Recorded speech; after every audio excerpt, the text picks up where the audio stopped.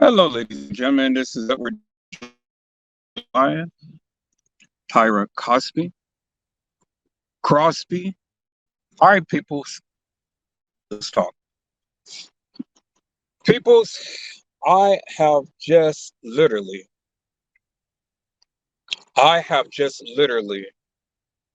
gotten word about this case, Tyra Crosby. I've literally just got word about this case, peoples, and this is amazing to me. It's truly amazing to me. And I said, well, I'm not going to wait until I get home to talk about this. I'm going to talk about this now.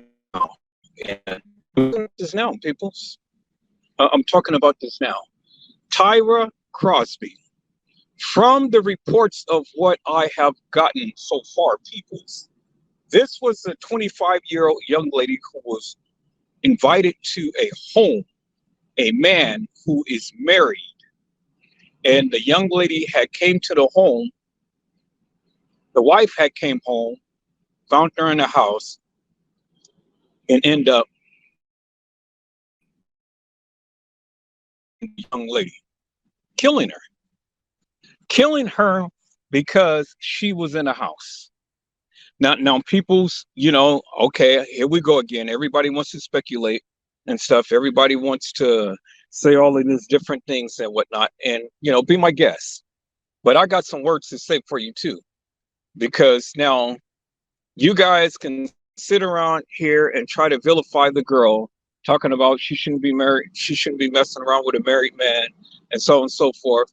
Save that shit. Save save the bullshit, save the madness. Because the bottom line is a lot of you are hoes. A lot of you are prostitutes and pimps and things. And so what? You act like you don't even go and make no extra money and stuff. You act like that you never went out and sold your little stuff on the market. So save it. Save all of that judgmental madness and stuff for somebody else who wants to hear it. Because I really don't want to hear it, people. Save that madness. You know, y'all act like y'all are the most sanctified sinners there is on the planet. I don't give a damn if this girl was selling her cucaracha, her taco, her taco, her whatever and stuff. I don't care if she was going over there to get extra money. That lady didn't have to kill that girl. She did not have to go and kill that girl. Now, if anything, that man should be in jail for inviting over that girl in the first place, knowing that he was married. Adultery is what it's called. And see, he ain't got to worry about it because God is going to get his ass. He is going to get his ass real good. God is going to get his ass because a little young girl was killed behind all of his infidelity. He wanted to get his wiener wet. And because he wanted to get his wiener wet, that little young girl ended up getting killed behind some madness of what he did. He invited her to that house. And then his wife had happened to come home, found the girl in there and talking about she's an intruder. Hell no, she ain't no intruder. She's an invited guest. And then the mother had to come find out that her daughter is dead. Man, this shit burns me up, people. It burns me up. Because see, the thing is that you guys act like you guys just act like you ain't never did shit in life. You guys act like you ain't never had some type of affair or whatever and stuff. You know, you guys act like things wasn't even as tight as it is now and stuff. You guys act like you the most sanctified sinners there is. Like y'all ain't never did nothing. Like y'all ain't never tiptoed outside the relationship and things.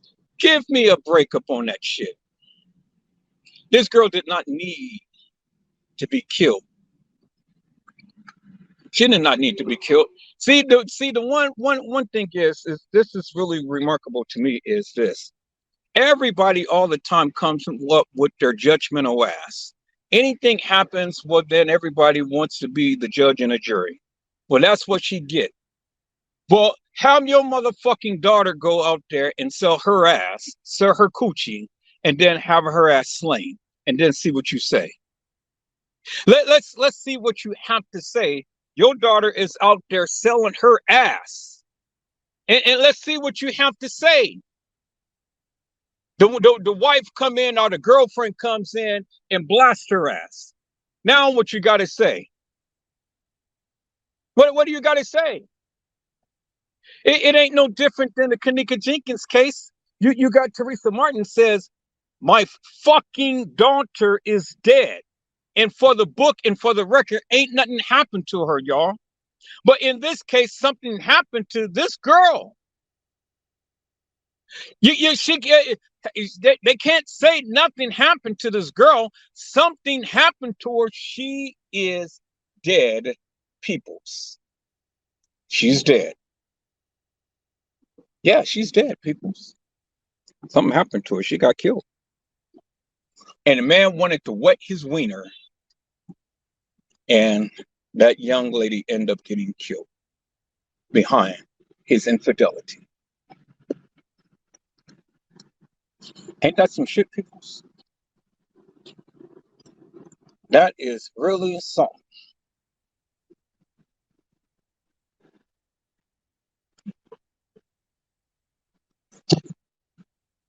I don't get it, peoples.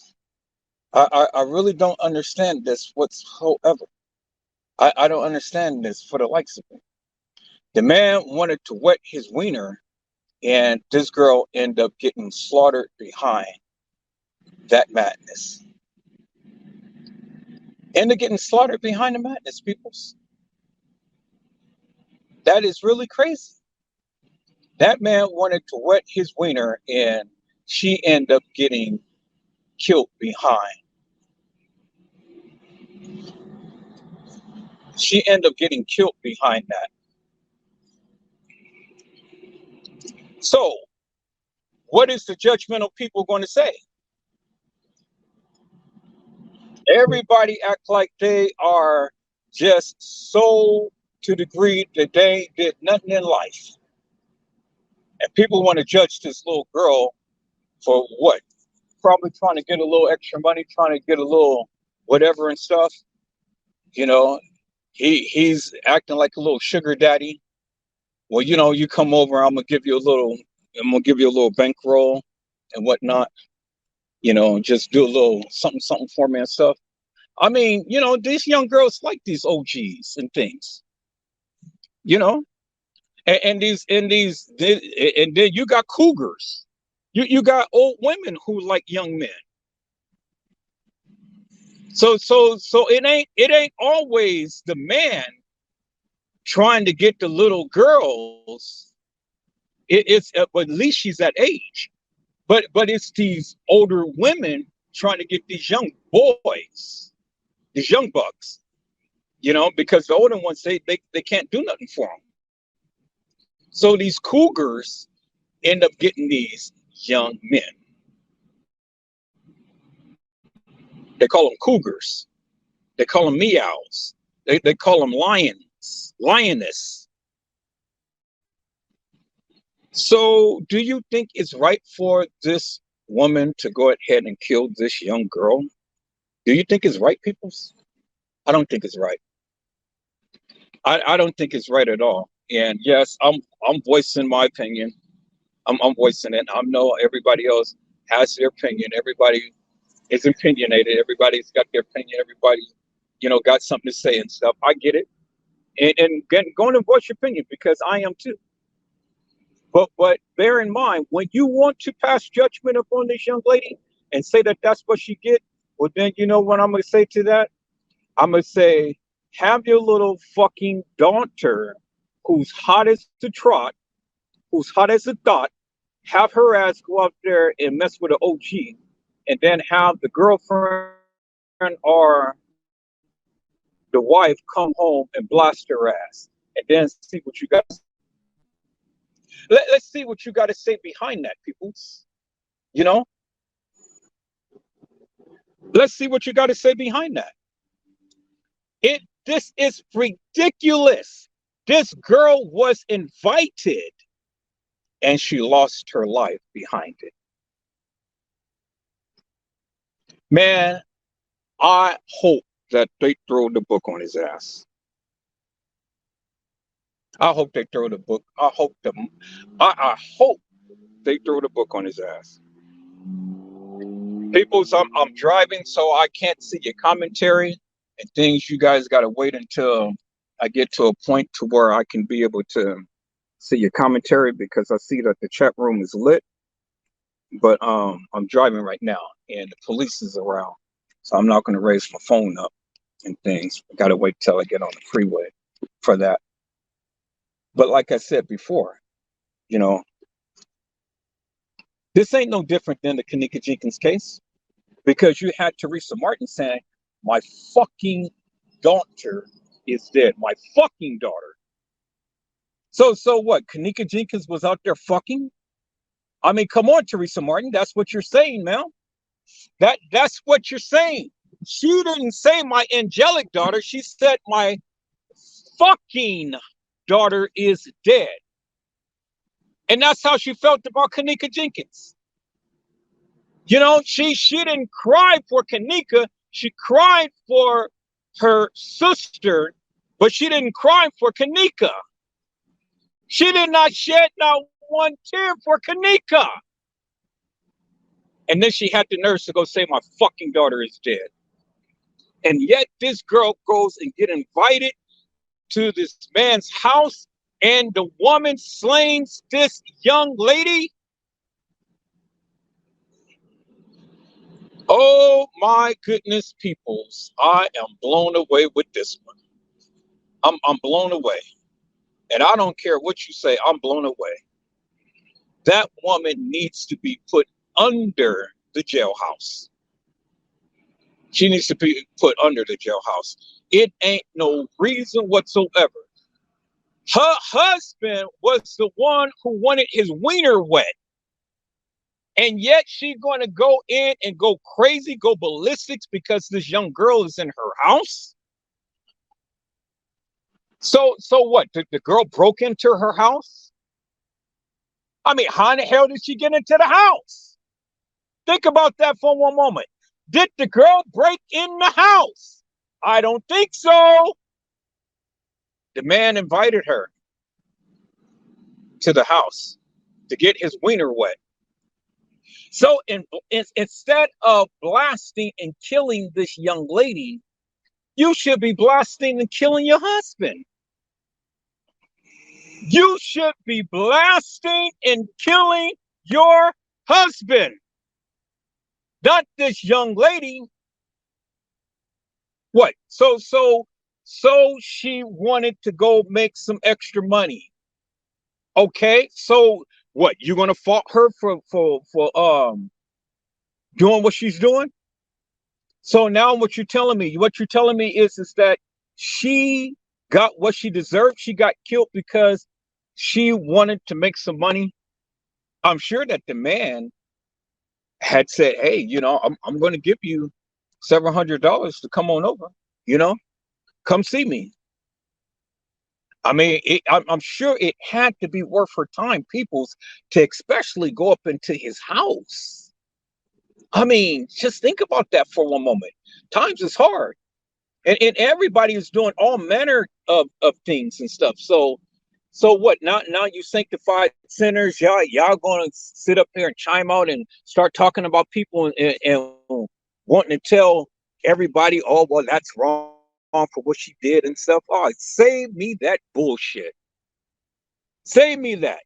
Because if truth be told, all of you, hell, a lot of you bitches is out there selling your cucaracha. Yeah, I said bitches because you're a bitch. Now, anybody got something to say about that? You a bitch. Don't you dare sit up here and try to vilify this girl. Somebody come into my chat room and say some shit. because I'm ready today, boy. I'm blasting everybody's ass. I don't give a fuck. I'm blasting everybody's ass. You're gonna come up here and try to talk into my chat room and try to play like you the most sanctified person there is. You don't know no sin. You act like you ain't never did no shit in life. You sitting around here sucking on dick and licking on coochie and stuff. You don't want your mama, daddy, your sister, and brother don't know about it. You're a fucking thought. That's what you are. Let the truth be told, peoples. You're a thought. You're a thought. Yeah. Truth is gonna come out about you. Don't worry about that. Truth is gonna come out about you. A lot of you people, y'all sit around here do some crazy shit. And then y'all act like y'all want to go and sit here and pass judgment up against this young girl. Say the fuck, say that fucking shit. I'm pissed, peoples. I am so pissed off right now. When this young lady had texted me this and said this is a new case that you can talk about, and I looked at the video and things, I was just blown away. My heart was grieving, just majorly grieving in a major way. Y'all hold on for a moment. Hey, my friends.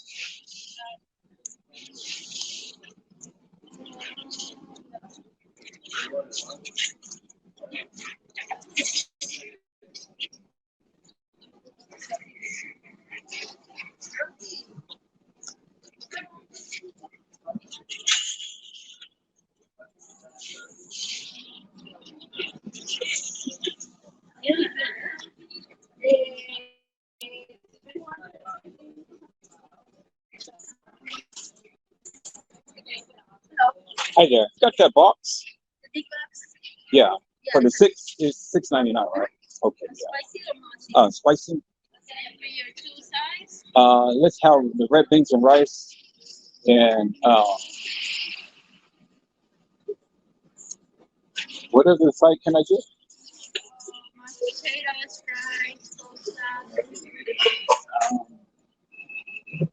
Mac and cheese is. Yeah, let's do the mac and cheese. 50 cents more? Okay. Yeah. And for the chicken, it's spicy, right? Spicy. And do you have separate or do you want to? Yeah. Anything else, please, sir? That'd be all. I'll be 826. Okay.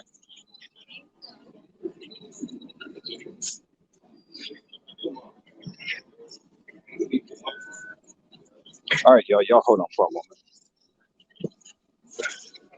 Did it go through?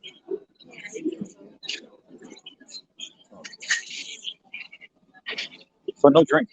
Yeah.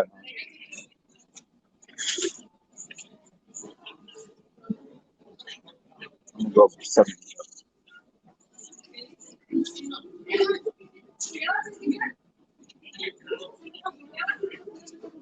Thank you. All right, people. Yeah, I'm just blown away, boy. I'm really blown away with this. I can't believe this at all. Can't believe what I'm hearing. I really can't believe what I'm hearing. This woman go and kill this little young girl, and for what? All because she was messing with her husband, and so that's the reason to kill her. I mean, you should be on your husband. He's the one who invited her over there. This little young girl would have never came over there if if it wasn't for him. If it wasn't for him, that young girl would have never been over there. Now her life is snuffed out.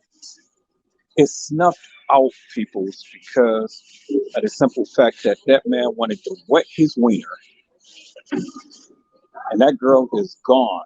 25 years old. She will never get married. I don't know if she have any kids, but she ain't gonna see life no more. It's gone. It's over with. It's over with. Now, I want some of you to come up in here with your sanctified self and then try to vilify this young lady. I'm ready. We're gonna battle today. Yeah, we're gonna battle today. I am so ready. I am juiced out for it. We're gonna get into this thing. We're gonna see what they're saying and stuff. I'm still on the road. I'm trying to rush home.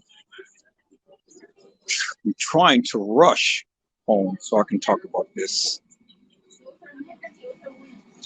I just can't believe it, people.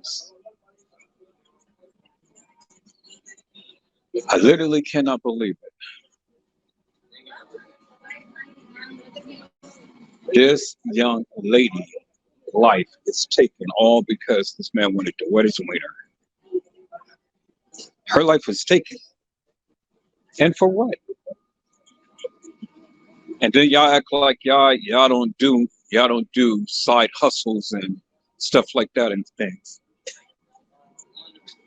You know, times is hard, people. Times is hard, and yeah, hot sauce and honey.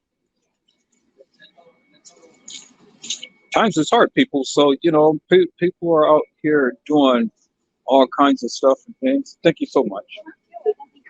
Okay. Yeah, times is hard, people. So a lot of people out here doing all kind of stuff and things. And so don't you come into this chat room with your sanctified self and trying to pass judgment and want to pass judgment upon this young lady. Now, I've already waited until all of the facts was out there and things, and the young lady, she had admitted that she lied. Okay, so now that's a different story. You know, I didn't want to go and vilify her and things because I wanted to get a greater understanding as to what was going on. And so she told us. She told us that she lied. All right, so now she lied. So we don't even still know about the 29 hours, but the matter of fact is that she lied. And she told you that. So okay. So there it is right there. She said it. So she's guilty. So we can talk about that. She's guilty, people. She did it. We don't know the reasons why she did it. Now the question is, do she deserve prison? Do Carly Russell deserve prison? And people think about this. Carly Russell is 25.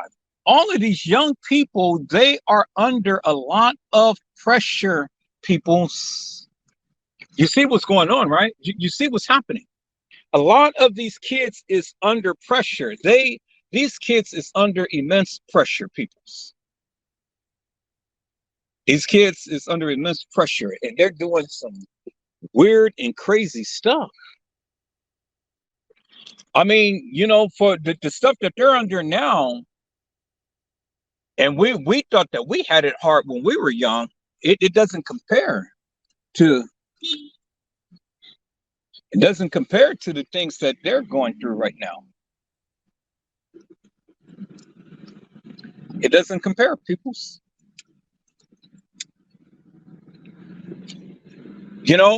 Everybody wants to exacerbate their situation and stuff. Oh, well, I'm going through some stuff and my stuff happens to be so hard. It's way more than what anybody else is going through and things. And I get it. We all are going through some stuff, people. It's because this is the times that we're living in right now. It's definitely the times that we're living in. But don't think for one moment that of what you're going through is harder than anybody else. Don't try to exacerbate your situation or make your situation just that more prevalent than what anybody else is going through. See, I don't like people when they do that and stuff.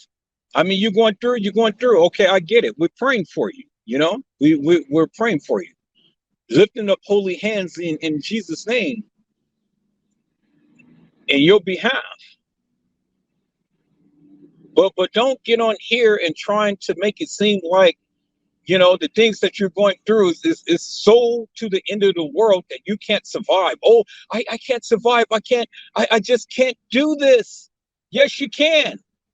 Because the Bible tells us God will never put no more upon you than what you can bear. That's what he said. And maybe the reason why you're going through a lot is because of you and not somebody else. It's because of you, because you may not pray enough. You may not be doing the various things that he had told you to do. And so now you're being punished for being disobedient. I mean, I get punished all the time, peoples. When I don't do what the Lord tells me to do, yeah, I get whipped with many stripes, peoples. I'm not exempt, and neither are you. But I don't whimper and wail and cry about it and stuff like some of you. Y'all make y'all situation just be so to the degree to where it's, oh my God. I mean, the whole world is coming down on your shoulders. People's, as much as I went through in this life, I am surprised that I'm still here and I'm still surviving. But I thank God for his mercy and I thank God for his grace. Because if it wasn't for God's mercy and if it wasn't for God's grace, I wouldn't be here, peoples. I wouldn't be here on this live. I wouldn't have a job. I wouldn't have a car. I wouldn't have a roof over my head. I'll be out somewhere. And not to say that I'm all bad and stuff, but I did some bad things in life. I did some bad things. We all did. But thank God for his grace and mercy. Thank God that he didn't treat me as my sins deserve. Thank God that he had mercy upon me. Now, we were just talking about this other case, that the high school, when the guy had brought a gun to school and started shooting up. But he didn't shoot up a lot of people. He just, I believe he just shot up one person. He was going after things. Now they tried to put him on life for attempted murder. Young fella. Now, does he deserve life? We're going to talk about that too. I don't know his name. I just know that it was a high school, and I played the live, the very first trial date that he was undergoing. And I didn't follow it from there because, I was just doing too much. But we're going to talk about that too. But that is another young person, people. Another young person who got caught up in things, and now they're trying to give him life. And I don't know if the jury had made their decision yet. I haven't seen any updates to it yet, but we're going to talk about that too. So that's another young person in crisis. All of these young people are in crisis, peoples. In crisis mode. Everybody is in crisis. But it's really hitting the young people more so than us older people. And you know why it's hitting the young people a lot more? Because they're immature. They're not seasoned. They haven't lived life yet, peoples. They don't know what it's like to be under pressure. They don't know how to handle certain things like some of us adults. But then even some of us adults, we haven't, you guys haven't even grown up yet. You guys are still acting like children, acting like babies. It's time to grow up, peoples. It's time to grow up. It's time to grow up, and it's time to put some experience under your belt. And see, that's what this does, peoples. See, when these kids start to act out in the manner to which they do, peoples, do you think God is going to sit here and vilify these kids? No. No, he's not. No, he's not. Because he didn't vilify you. He looked beyond your faults and he saw your needs. That's what he did. See, if God ever treated us as our sins deserve, peoples, There is no way in heaven that we will be able to live. But if it wasn't because of God's grace and mercy, where do you think that you would be, peoples? Where do you think that you would be? See, I get tired of these judgmental type of folks who's all the time coming in and everybody's got something to say all the time, got something to say. Instead of trying to look at situations in an objective manner, the first thing that comes out your mouth is vilification.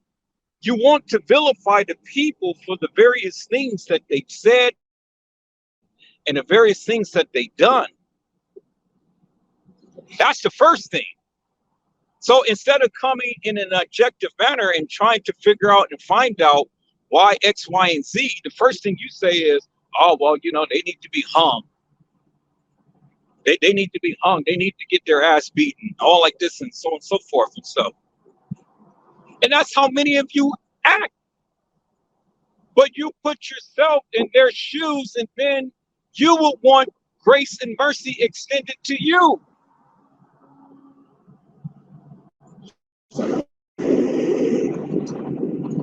You will want grace and mercy to be extended to you. And see, people, I get it. I get it. That's just how you feel. Okay, well, this is just how I feel too. Just as much as you talking and you want to express yourself, it's just as much as I'm talking and I want to express myself as well. And I am doing so. I'm doing so.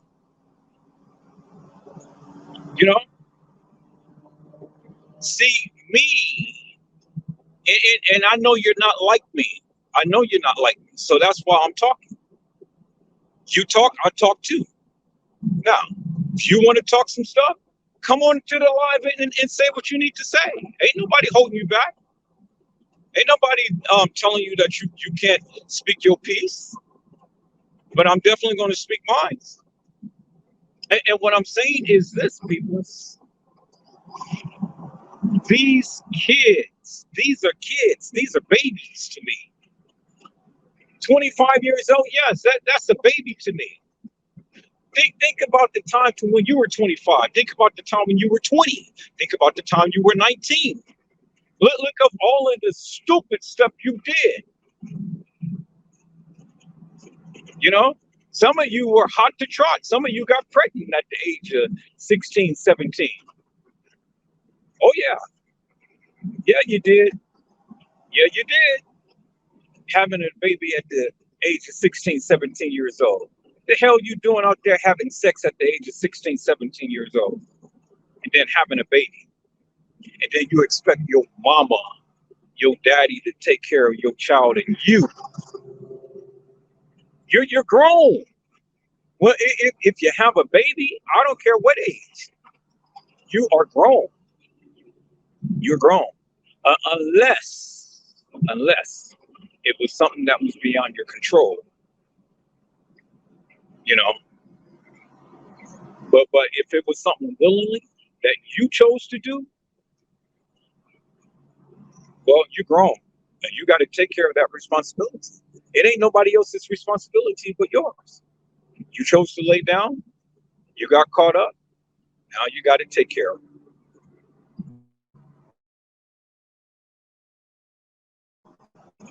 You forfeit everything. Yeah, you forfeit everything.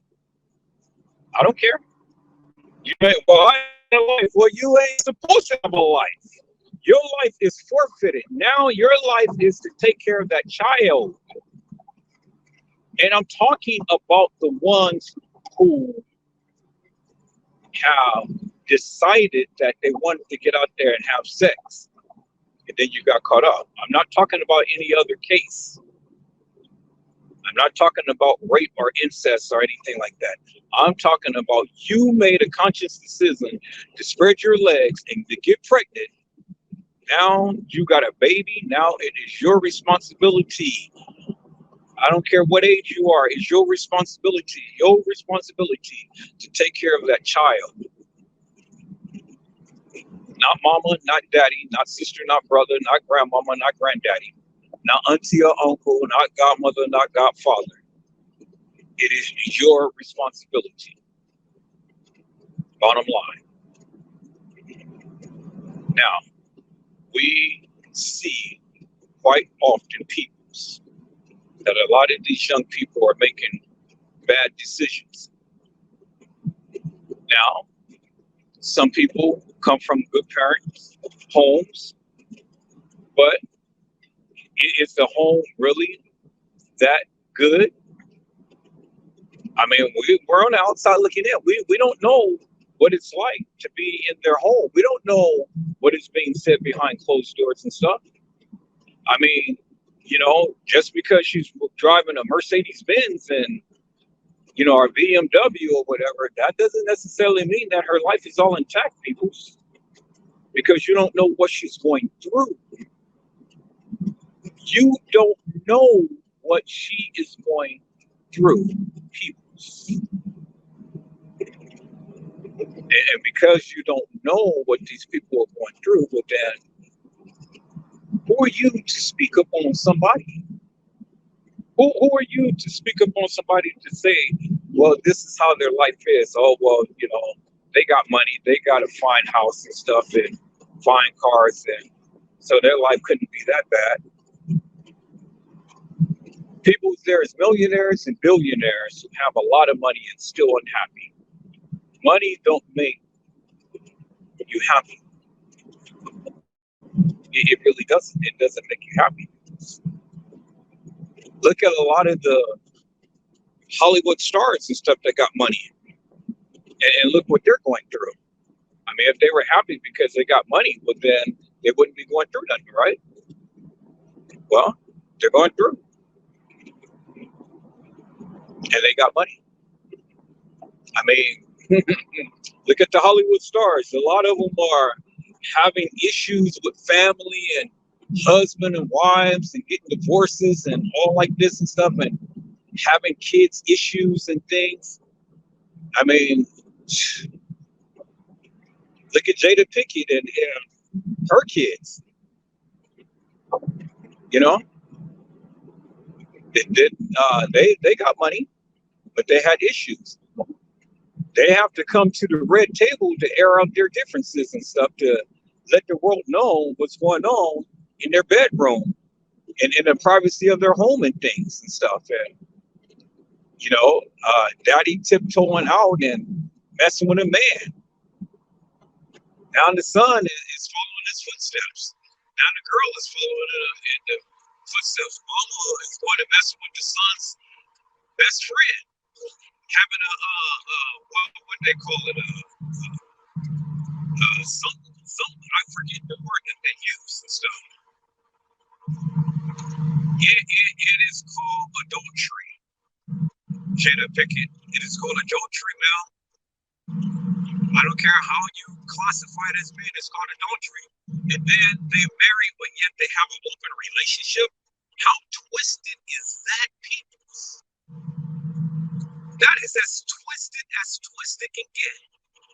The Bible says, and this is in the sacred vows, what God joins together, let no man put asunder, meaning let no man separate.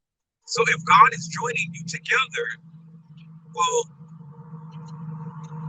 can no man come and break that apart? But see, a lot of you end up in divorce because God ain't brought you together. See, the thing is, and I know this is unpopular. I get it. I get it. You guys want to come up with every excuse under the sun. I get it. Come on, we can debate. We ain't got to argue. We can debate. We can debate. Bring it on, because we can debate. I'm ready for it. But it ain't no such thing as divorce, peoples. Because if it wasn't adultery, or if you're not getting beat, if it's not And there could be a few other things that can be added to that and things and stuff. But see, God does not ordain divorce. He doesn't, people. He doesn't ordain divorce. Because even in the sacred vows, it says for good and for bad, for better or for worse, in sickness or in health, to death do us part. So that encompasses everything. It encompasses everything, peoples. It means that, hey, you got to work on it. You got to work on it. You got to pray about it. You got to give it over to God and let the Lord handle it. You can be apart for a little bit, but don't divorce. Don't go and make that mistake and divorce. Have separation papers. Oh, I got to get rid of this nigga, or I got to get rid of this niggerette. Don't do it, peoples. But all the time, people do it. They do it, and they do it for various reasons. And I get it, peoples. I hear you.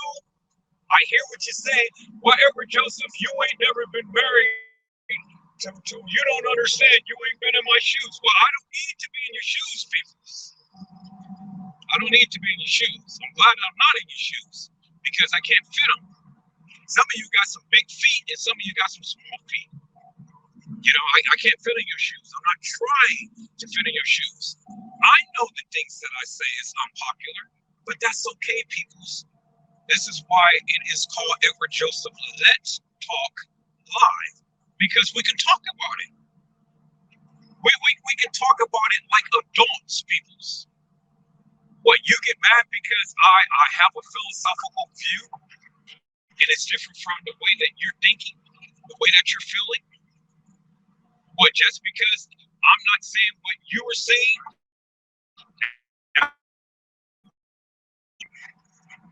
Well, get upset. I don't care. Get upset. If I'm pissing you off, well then, damn it, you should be pissed off. You should be pissed off because it's simple fact, peoples. You should have gave it over to Jesus in the first place and let him work it out instead of you taking matters into your own hands. What would Jesus say? Now, I know you didn't give it over to him, because if you did give it over to him, then the Lord would have worked it out. There is nothing under the sun, peoples, that God cannot work out. There's nothing under this sun, nothing that God cannot work out. And he can work it out. That problem that I had, I just could not seem to solve. I prayed and I prayed, Lord, but I turned it over to Jesus and I stopped worrying about it. I turned it over to the Lord and he worked it out. People, is there anything too hard for God? Too hard for God to do, people. It ain't nothing too hard for God. And sometimes, people, you may have to go through some things. Yeah. Didn't nobody say that the road wasn't going to be easy? The road is rough and the going gets tough and the hills are so hard to climb. Lord, I started out a long time ago, but there is no doubt in my mind. I decided to make Jesus, make him my choice.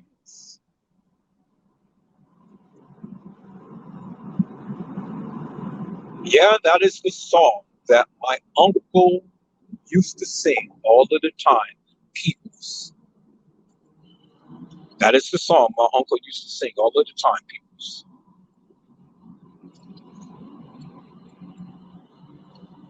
When the road gets rough, peoples, peoples, and the going gets tough, and the hills are so hard to climb. Started on a long time ago, but there is no doubt in my mind. You got to decide to make Jesus your choice.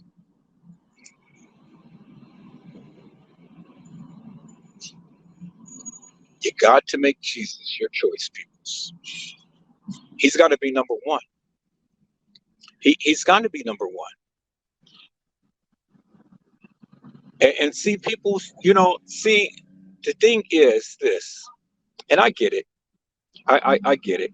And I hear what you're saying. And see, I'm hoping I'm pissing you off because I want a conversation with you. I want you to be honest. I want you to come in and come and express yourself in a manner to which only you can do. Only you can do, peoples. I want you to express yourself only the way that you can do. I can't speak for you. You got to speak for yourself. And so, you may not like whatever Joseph says, but that's okay, people. You got every right to come and speak your piece, because my narrative is not a one size fit all, people. It definitely isn't one size fit all, you know, but you have to make the right decision for yourself.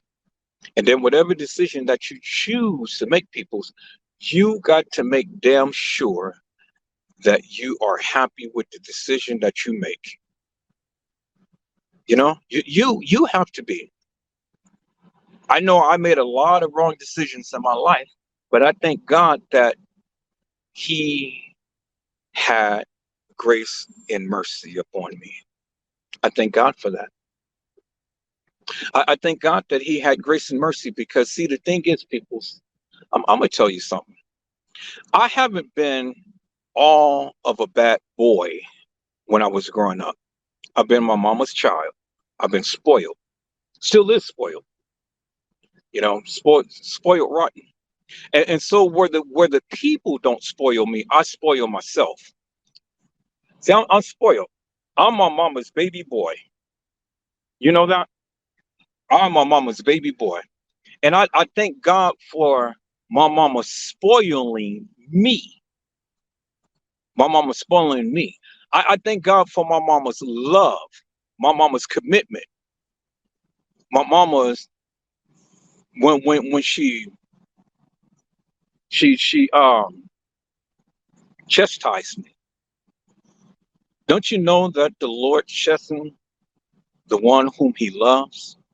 Because see, if you've never been chastened by the Lord, well then something's wrong. Reproof and correction is always in order, peoples. We do things bad on a daily. We say things, we do things bad on a daily. I know I say a lot. I say a lot, and a lot of people just really hate my guts or get irritated with me by the things that I say, and that's good. That's okay, people.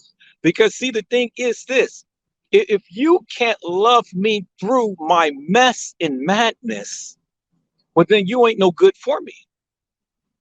Let me say this again, peoples.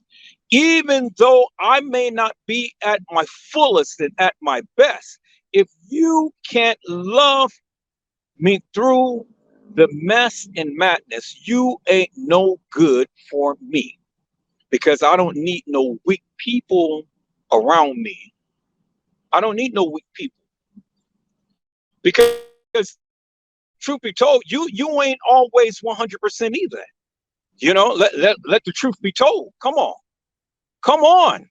Let the truth be told, peoples. You're not always 100% all the time. Now, Edward Joseph has a very good heart. I do. And you guys seen that. You know, the one thing about me is I don't like mess, madness, and confusion. And see, a lot of people, you guys like to play up on that. You guys like to irritate me to no end and see me go off. You guys get a rise from that. You get a kick out of that. But that's okay because see, when you are on the receiving end of that, well then, guess what? You the one who brought that on, not me. And so you are the one who to blame, not me. See, you guys think that I sit around here all day long and vilify people and stuff. No, I don't do that, people. I don't do that. I don't sit around and vilify people. I'm always trying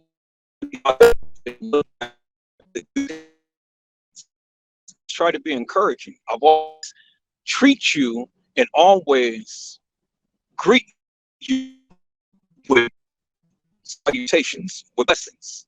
That's what I do. But whatever people, that's upon you.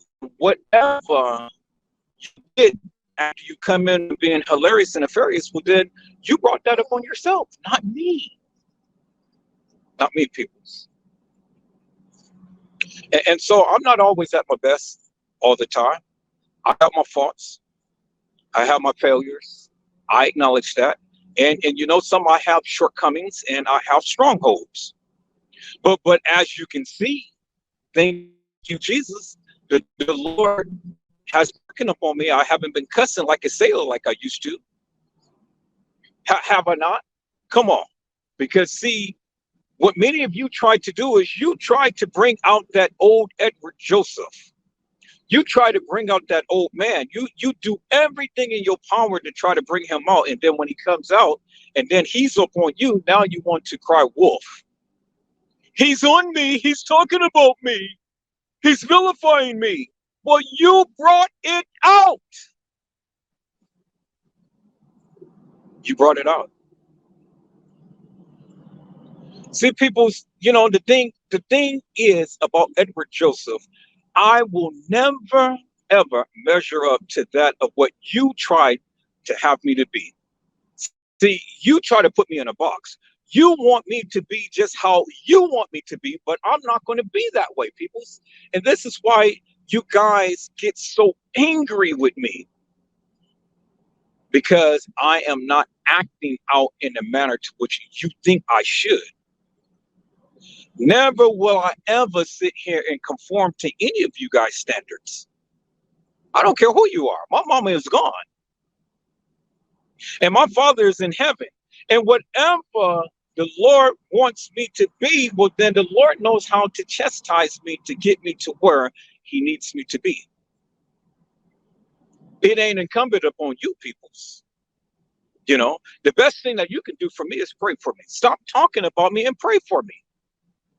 If you don't like my attitude, if you don't like the way that I am or whatever, pray for me. Pray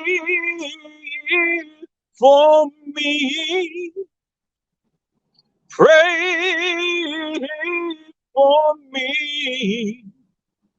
Tell my brother to pray for me. For me. For me. When you bow, doom, doom, doom, doom, doom, doom, at the altar, please, please don't forget to pray. Pray for me. Pray for me, peoples. Stop talking about Edward Joseph and pray. Pray for me. Peoples, I pray for you all the time. I pray mightily for you. You guys just don't know. Some of you circumstances and situations has gotten better because I prayed for you. I prayed about it, and God still answers prayer.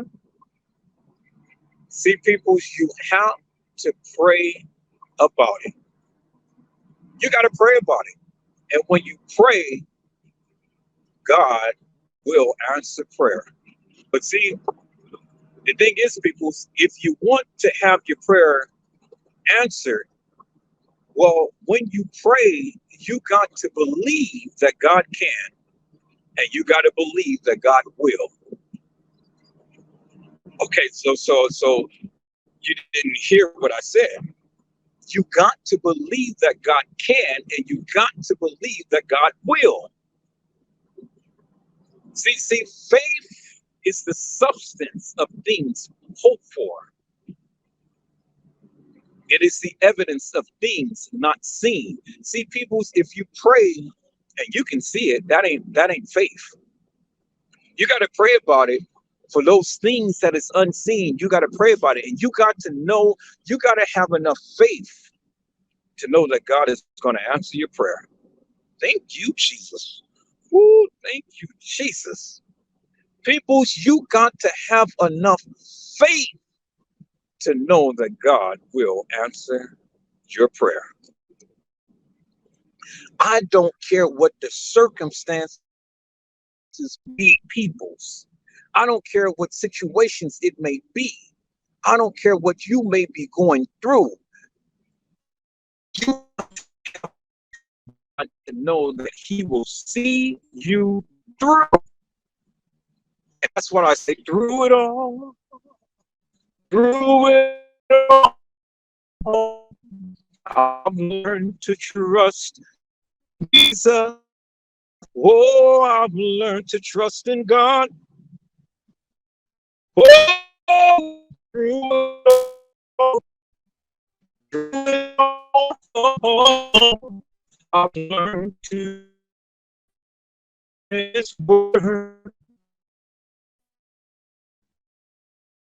to depend upon His word, and I've learned to depend upon His word. Through it all, peoples, I've learned to depend upon His word. And see, peoples, you know something? I get it. I get it. See, I'm hearing what you're saying already in my spirit. I'm hearing it. But that's okay, peoples, because see, at the end of the day, at the end of the peoples, regardless, see, you can sit here and you can pass judgment upon me, oh man, this guy talked all raunchy and unruly and things like that and stuff. Okay, I get it. Don't think for one moment that God is not going to chastise me for the various things that I said, because He is. But see, the thing is, peoples, you know, where you want to sit around here and you want to vilify me and you want to judge me by the things that I'm saying, what is it that you're saying? Well, what is it that you say on a daily? How do people look at you? And are you amplifying the Father in heaven? Have you ever said, Holy, holy God Almighty? Have you ever reached out and openly praised God in the midst of any situation? Have you ever said, thank you, Jesus, in front of your friends or family, out in the grocery store or out in the park or at the bowling alley or wherever? Have you? See, I get it, people. I get it. I get it. You know, because see, you guys are too sanctified. You guys are too holy. You guys ain't never did no wrong. You are so holy than thou. And I get it. I hear all of my church folks. I get it. All of my Christian folks who goes to church and stuff. Oh, yeah, there's Minister Patterson acting out again. Oh, I wish he would just stop that. It just doesn't make us look good and stuff. Okay, so what powder have you been putting on? I mean, because you make up the fake up. You are the most wolf in sheep's clothing there is. Don't let me get up on you. Oh, come on. Come on. Don't you dare ever try to sit on here and try to tell me. See, you forgot that I know who you are. You forgot that I know who you are. You know, yeah, yeah, you may wear the collar, or you may call yourself evangelist, or preacher, or pastor, or bishop, or this and that and the other, clergyman, or you know, woman of God, the first lady, and all like this and stuff. I get it. So what do you got to say? What is it that you got to say? See, what you fail to realize is that I've sat under your feet for quite some time, and I see how you acted. I see how you treated people and things. I see what you said. I heard what you said, you know, and then you want to sit here and you want to say some things about Edward Joseph. No, save it, save it, save it. See, if you're ever going to think that you're going to anoint me with oil and pray for me, well then make sure your hands is clean. Make sure you wash your hands. Make sure that it wasn't stuck up somewhere. You know, make sure it's clean. Make sure it don't have no SHIT up on it. And make sure that if you're ever going to eat like an African, you better make sure that those 5 fingers are washed and clean. Because see, that's how Africans eat. They eat with their fingers. You know, that's how Jamaicans they eat with their fingers. Well, with some of you, you can't do that because some of you got dirty fingers, you got sticky fingers, you got stinky fingers. So don't you ever touch me with your sanctified self and things. I get it. You know, I hear all of you. I get it. But do you actually think I care? No, I don't care, peoples. I don't care. Because see, at the end of the day, you know, when it's all said and done, you can't do nothing for me. What can you do? All you can do is sit back and talk about me, ridicule me, put me down, and all like this and stuff.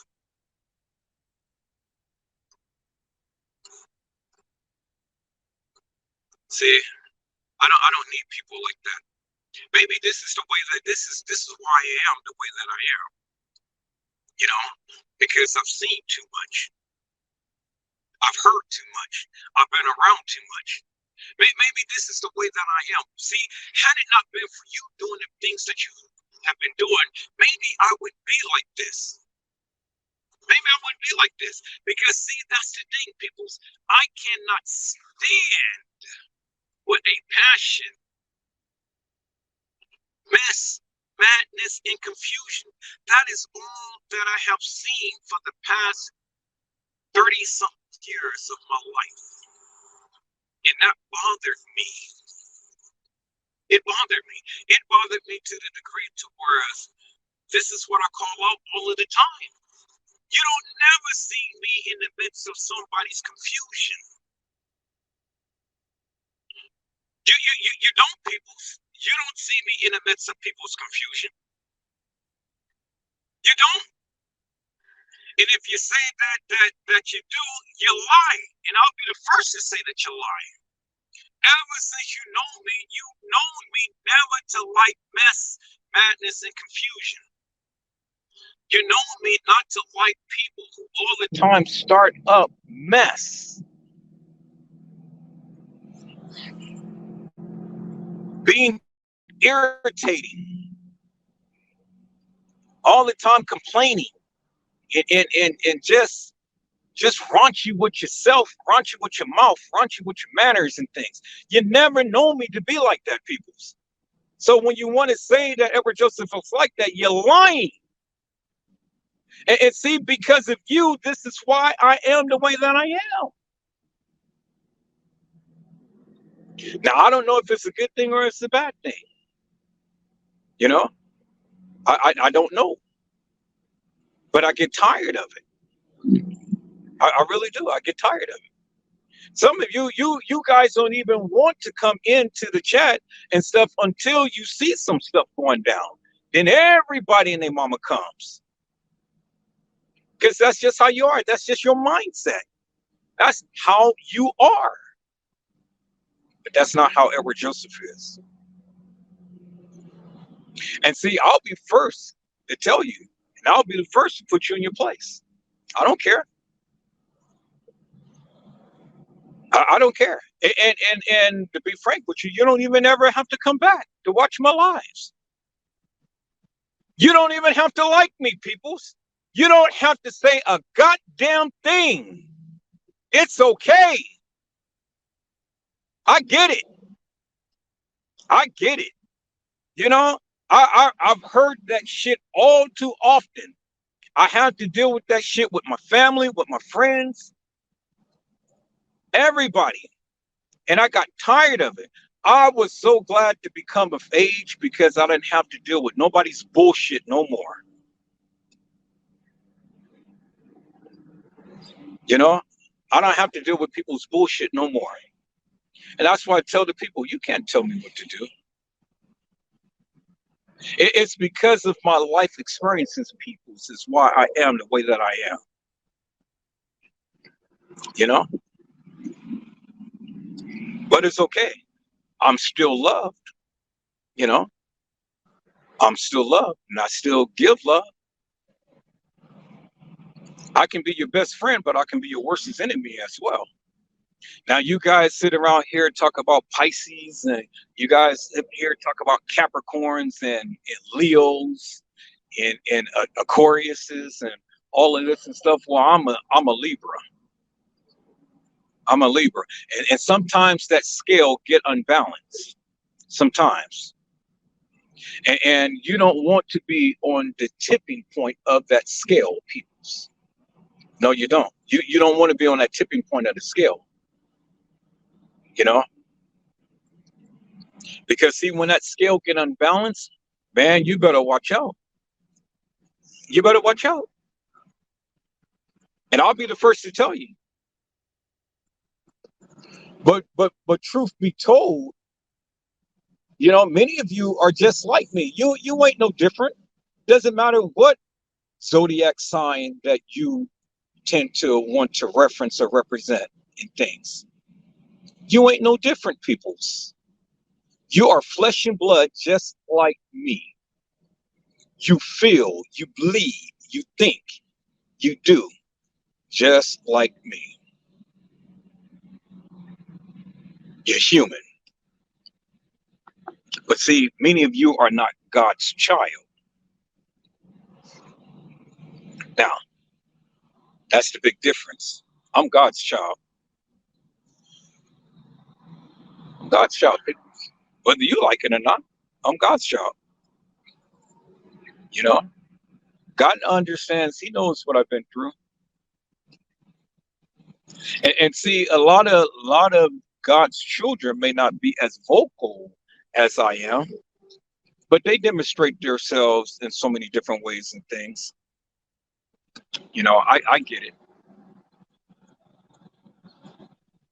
I get it. See, people, you know, I'm not here to try to vilify the saints of God and things.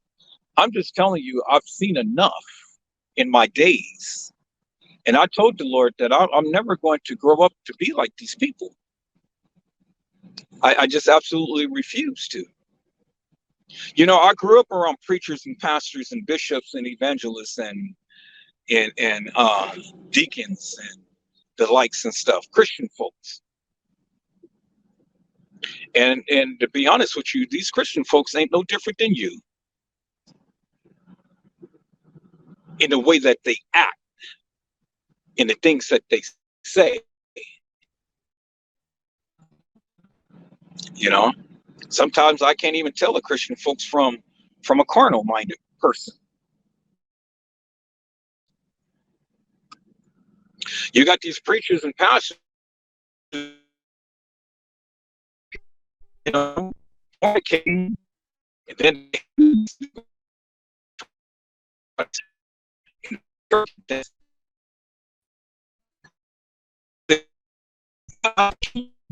what I can do, which is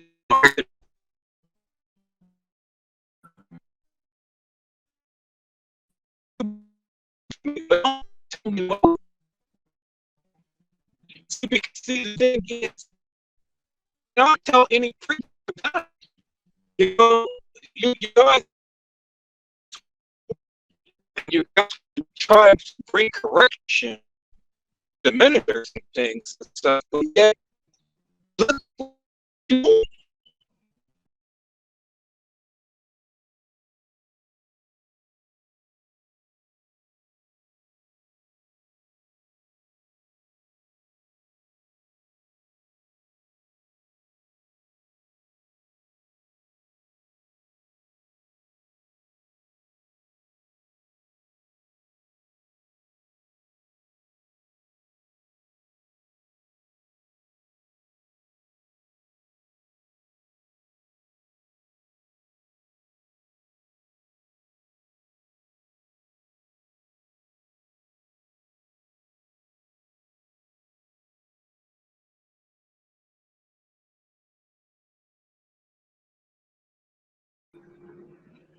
okay, Lord, I understand. Thank you, Jesus. All right, well, I'm gonna leave that alone, you know, because that normally don't happen, peoples. But I got kicked off, so the Lord is telling me let it go and pray for him. So that's what I'm gonna do, peoples. I'm gonna let that go and I'm gonna pray for him. That's what I'm gonna do. But like I was saying, peoples, we got much to talk about, and I'm gonna be home in just a little bit. I'm gonna be home just a little bit. Y'all give me about another 10 or 15 minutes. I'm gonna be home, and we're gonna talk about this, peoples, because see, the thing is that I'm very angry right now, and I'm angry. I'm angry because of the fact that this woman has taken the life of this young girl, where I feel that she could have settled this difference in a different way, but she chose to take this young lady's life. And then she takes her life, and then she's out on bail practically the same day. I mean, peoples, come on. You go take a life and then you out on bail? Really? Really? Something must be wrong with the justice system. I mean, a person who's selling a bag of weed can't even make bail.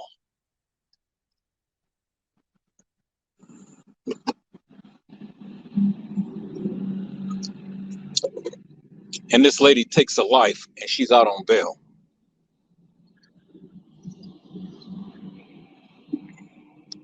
This man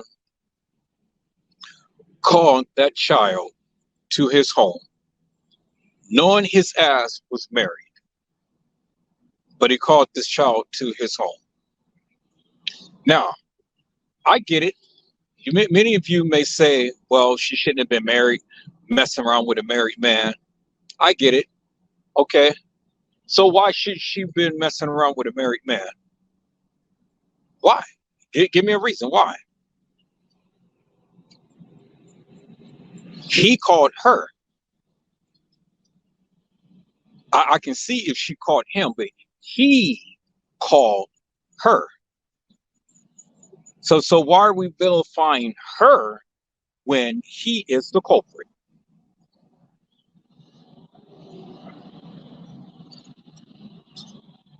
Now, right, I don't believe that it was right for her to do what she did, to be messing around with a married man. But at the end of the day, peoples, you know, again, these young people, they don't think right. They don't think straight.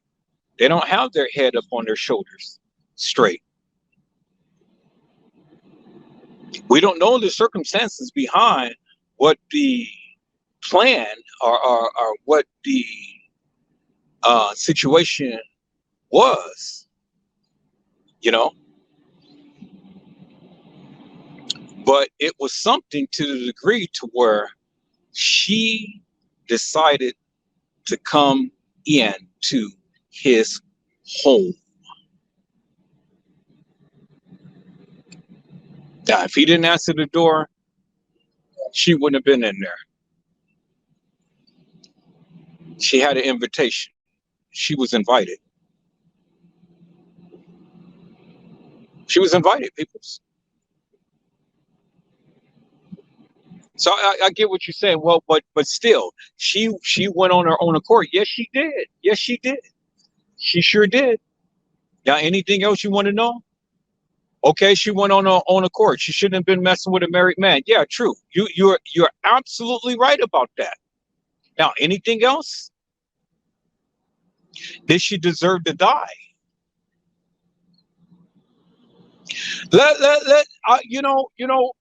Before you even go answer that, I want you to put yourself in that grieving mother's shoes. And let's say that your daughter is a thought. Your daughter had went over to that house, to that married man's house.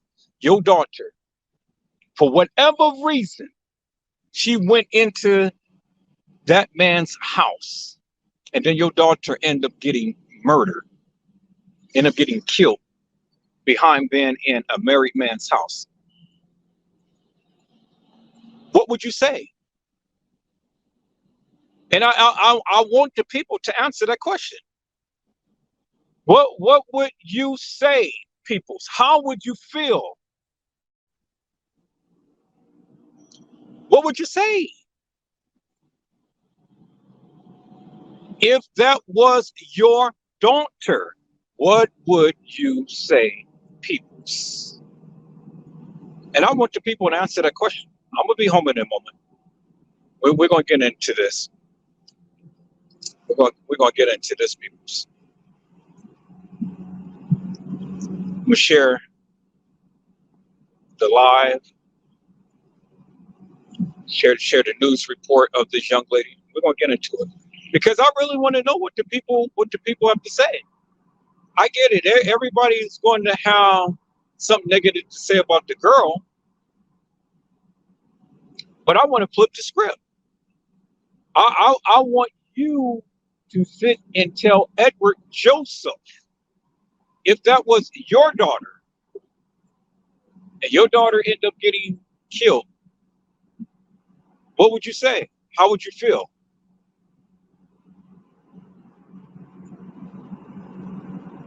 You think that the man should be persecuted for having your daughter come over there? You think wife or girlfriend should be persecuted for killing your daughter? You know, I mean, what is your stance?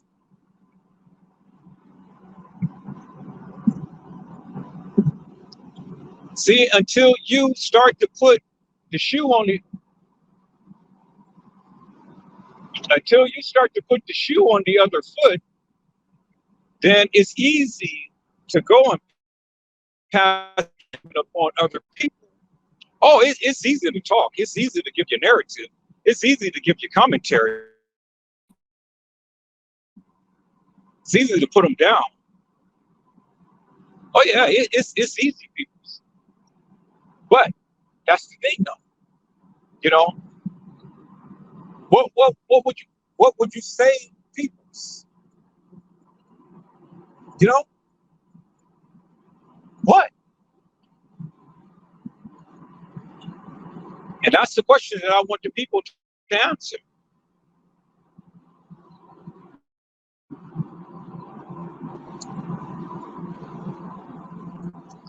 This woman being over her child.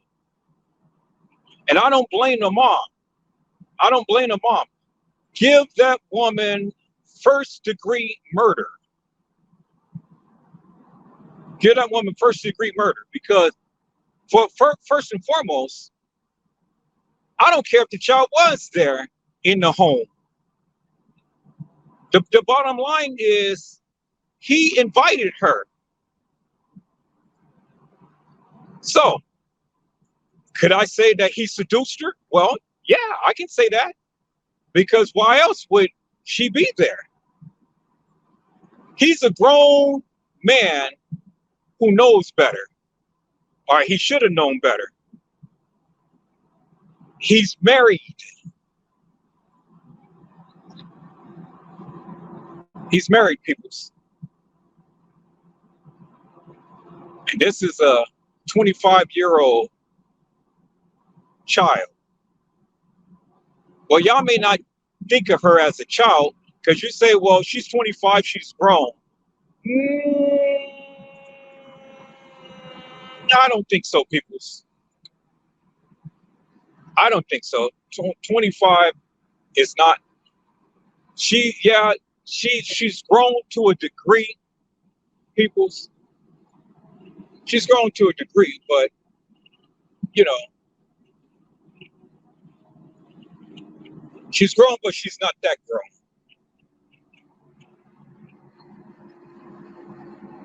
Because if she had any type of sense, well, then she would have never been in a house because, there's consequences that can arise behind that type of action. If she had any type of sense, you know, so that tells me that she was immature. Tells me that she was immature. Okay, so what you're telling me? So you mean to tell me that a mature woman wouldn't be at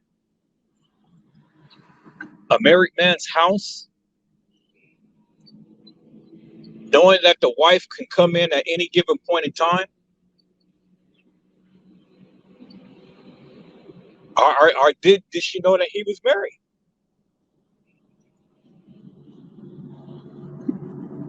We don't know those circumstances. Did she know that he was married? And she decided to go ahead and take a chance and, do what she do.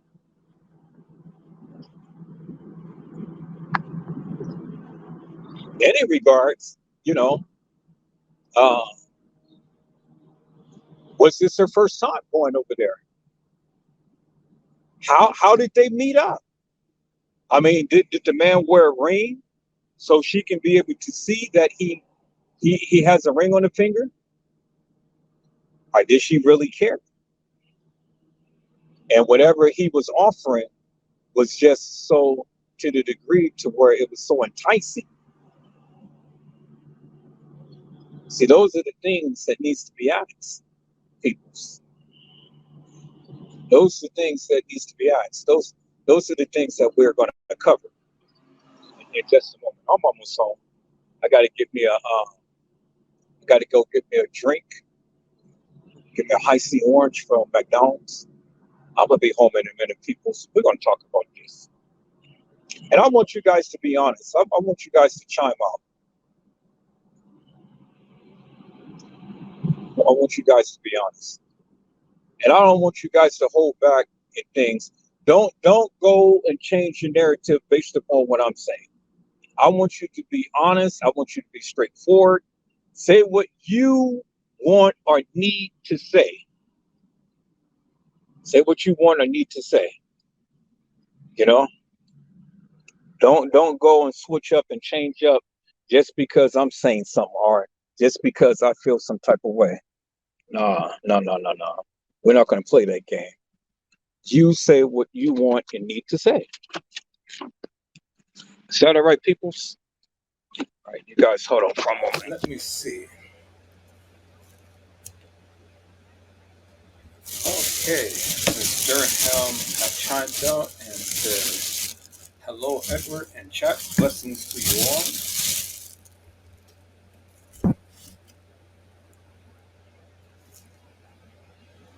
For goodness sakes, you don't have to time me out, I'm going to block myself. Good day. Okay, so what did I miss? What happened for you to take that stance?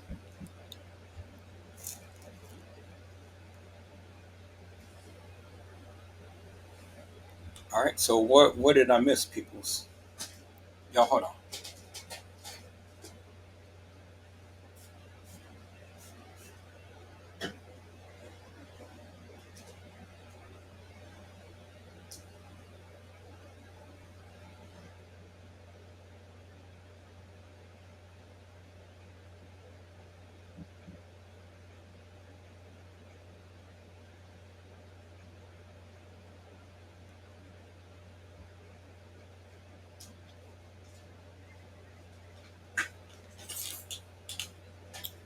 All right, so Little Bo Peep says hello, Miss Durham. Hope everyone day was blessed. Hello, Little Bo Peep. You guys hold on for a moment.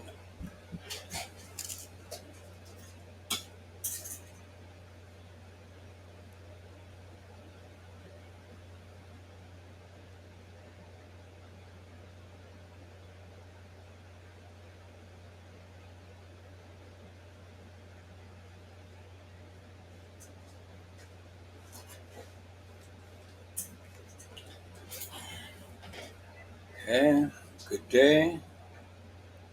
Got a heart, pour it out. And then hello, Brother Edward and Miss Durham. Chat, everyone. Hope everyone had a blessed day. All right. So, you guys help me to make this make sense. What is it that I miss? I see. For goodness sake, says you don't have to time me out. I'm going to block myself. Good day. All right. So, for goodness sake, what happened, Mel? Little Bo Peep, Ms. Durham, you guys seen what happened? Because I'm just now getting home and now I'm getting this message and I'm kind of like, okay, so what happened? Anybody know what happened?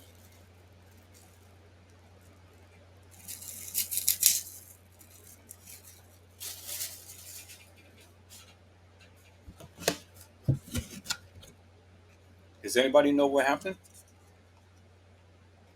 I'm just now getting home and now I'm finally being able to see the messages that you guys had posted and now, you know,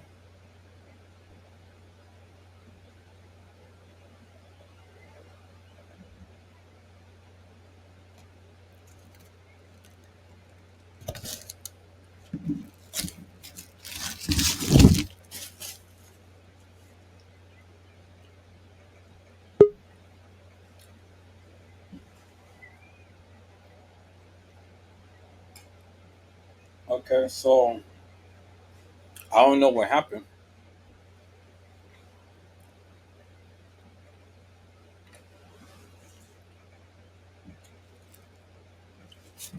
Y'all hold on.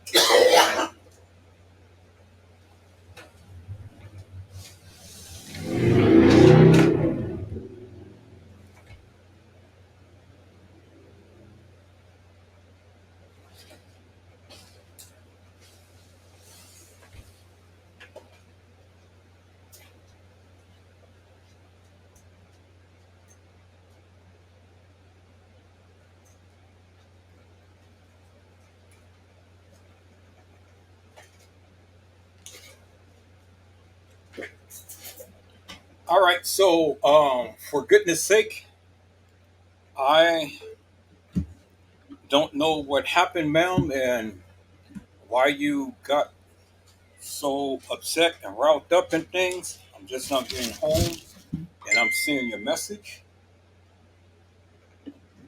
but I don't know what happened. So I really don't know.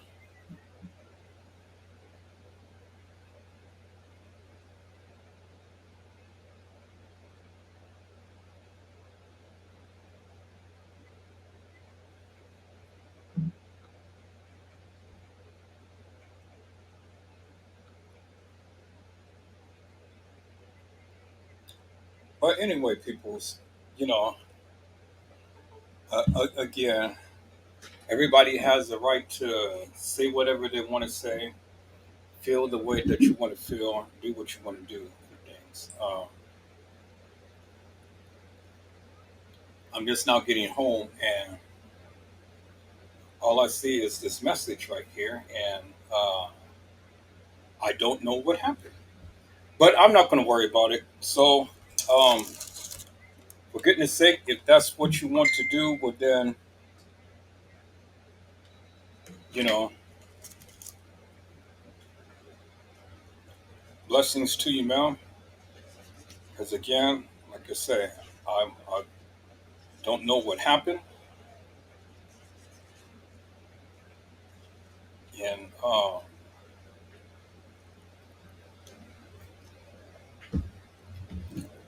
yeah, that's what it is.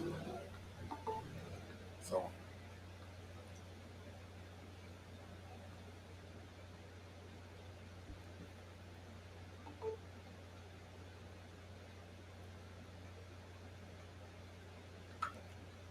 all right, people. So let me go ahead and let me call up this. Let me call up this website.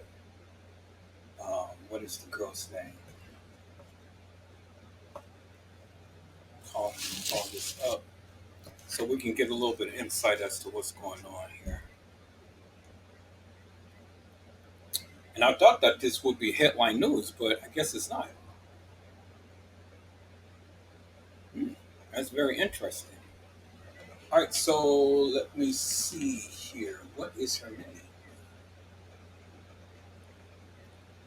Tyra Crosby. All right, so let me type in Tyra Crosby. There we go.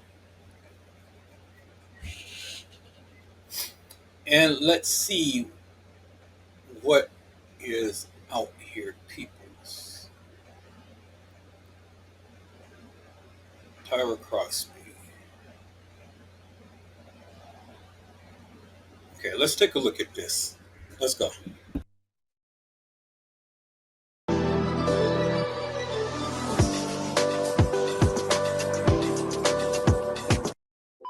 The community coming together to remember 25-year-old Tyra Crosby. She was shot and killed earlier this week in Charlotte.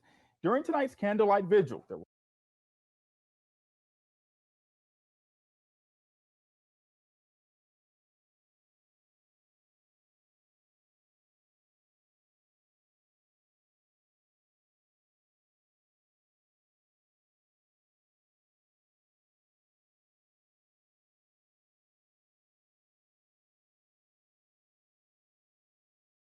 hugs, tears, and memories were shared. I love you, best friend. Everybody know that know Tyra, that's my twin. She was beautiful. Her soul, her spirit, inside and out. She gonna be our angel on our shoulder. She always knew what to say. Her mother, too, reminding everyone of the bright light she was. But I am so grateful that whatever God sent her to do, she, accomplished that mission.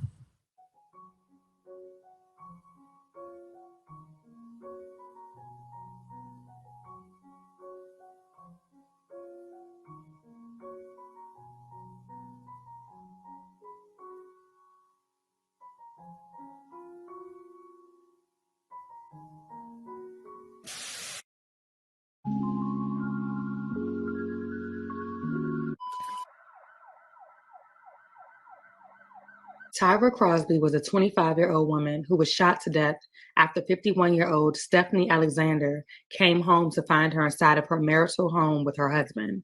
Since her death, There's been plenty of controversy as to whether Tyra was aware of the fact that Mrs. Alexander's husband was in fact married. Her mother came out to defend her by stating that she was invited to the home and preyed upon by a man who was old enough to be her father. She also alleged having an 8-minute audio clip capturing Tyra's last moments at which she could be heard being beaten before she was ultimately shot to death. She also claims to have heard both Alexander and her husband discussing that they were going to kill Tyra. Police have since come out to confirm that Tyra and Alexander's husband, in fact, met each other at a club.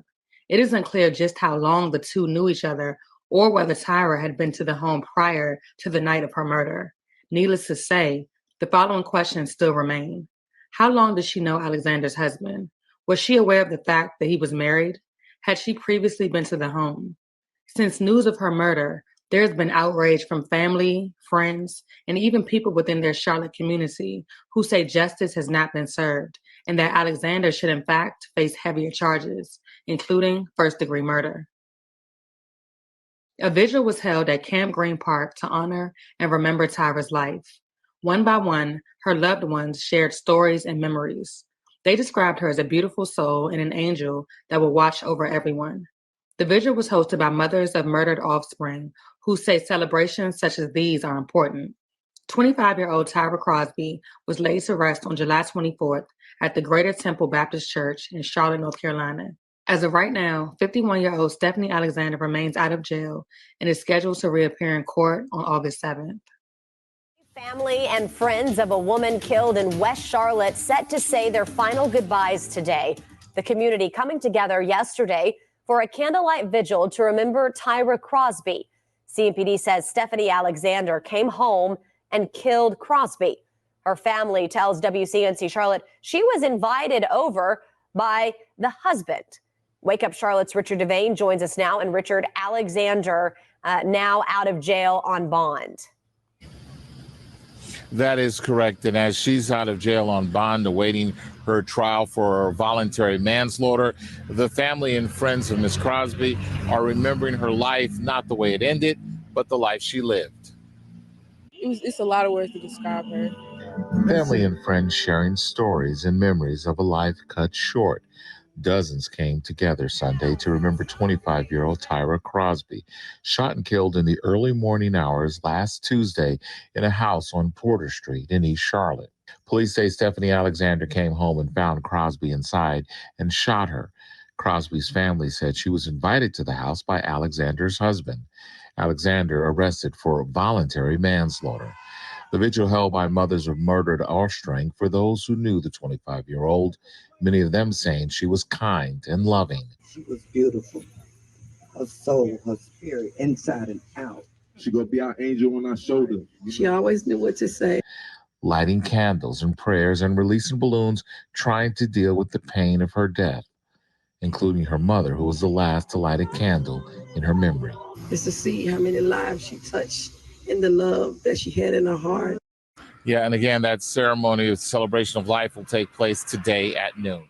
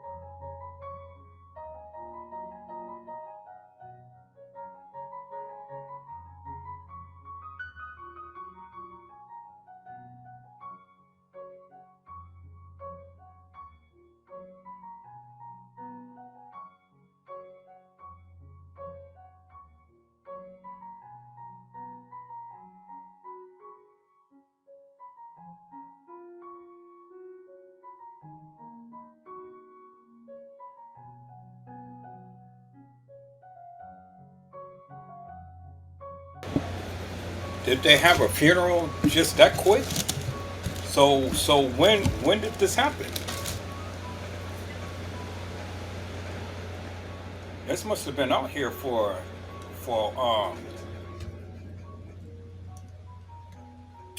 for a minute because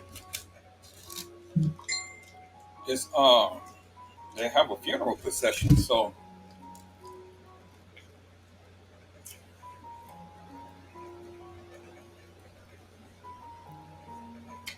wow,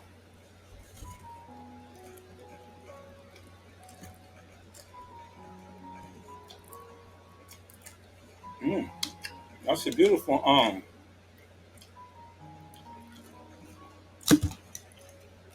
Well, if it's true for what they said that they caught on audio saying that they are going to kill her. That means that wait, that doesn't make no sense because if this woman's already been charged, well then that means that they've already got some evidence.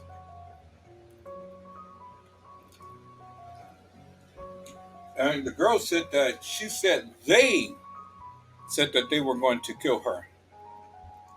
So if they were going to kill her, well then that's indicative of the fact that he was a part of the plan to go ahead and take her out.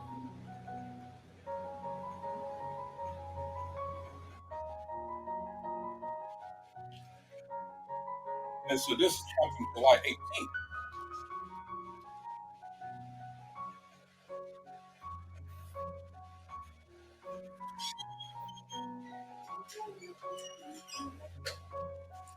Oh, you can tell she was loved. She was very loved, peoples, because look at the casket.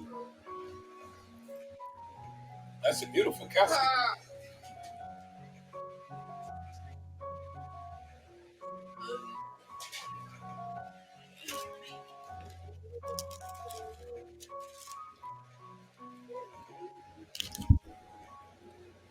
Mm.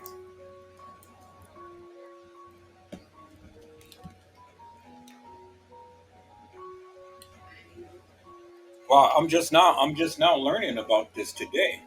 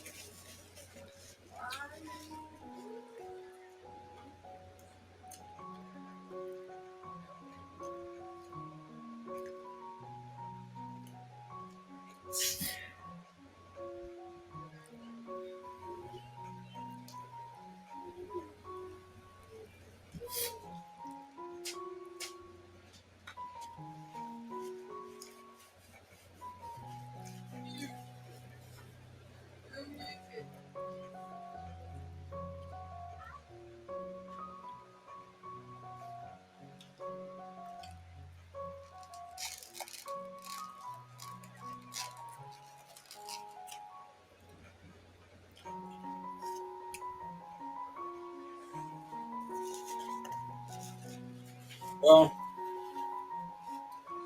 if they're caught beating her,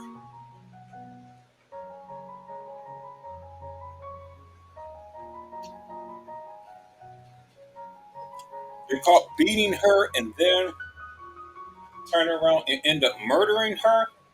Well, that's first degree murder, peoples. That's first degree murder. No matter it doesn't matter what she said. That's first degree murder because she intentionally intended on killing her. I mean, you beat her. You could have called the cops and said, "Hey, I got this girl in my house." You beat her and then you go and kill her.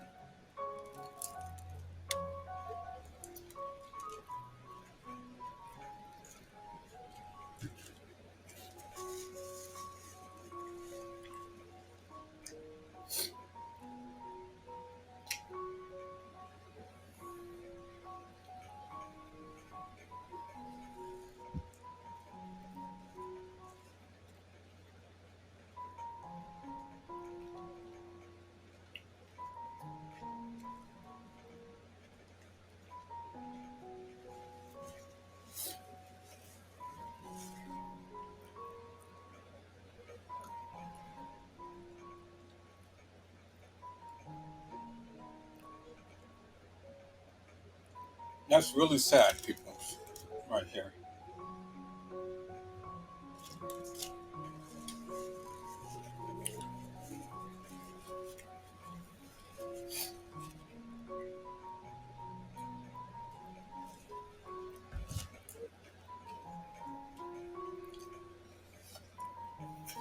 You can tell that this young lady was loved. So she met him at a nightclub.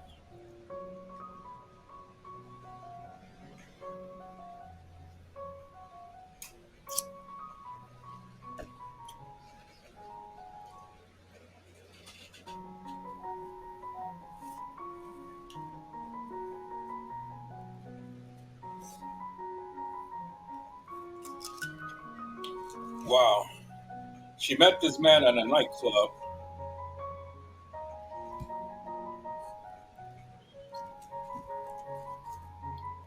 I really don't even think that she would have even known that this guy was married.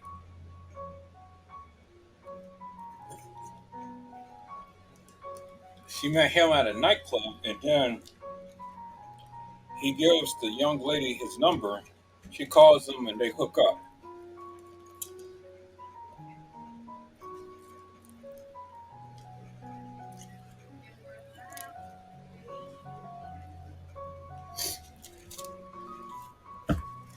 This woman goes crazy,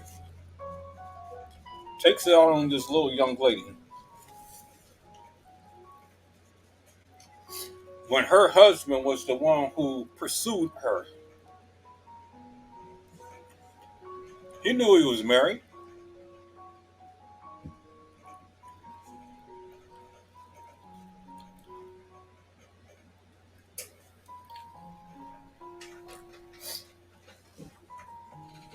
That man knew he was married, and he's going to call this little young 25-year-old to come to his house.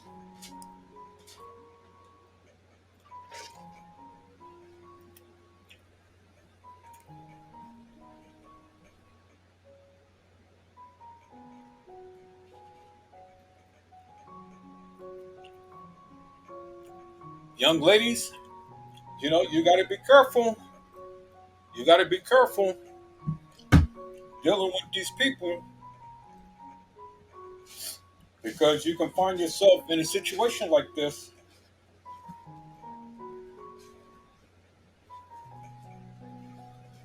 You have to be very, very careful.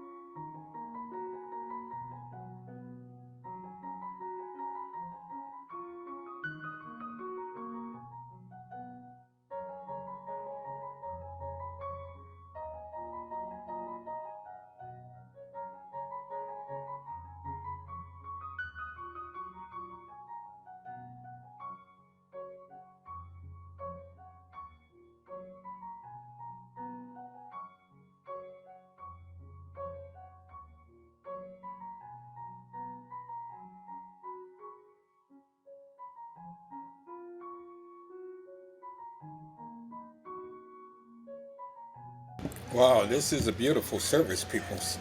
Very beautiful service. You can tell that she was very loved.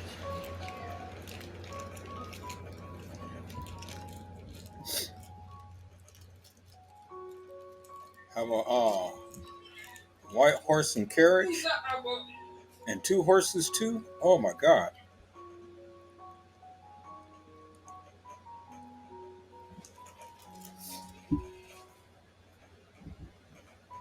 Yeah, they went out. They went out the way for this one.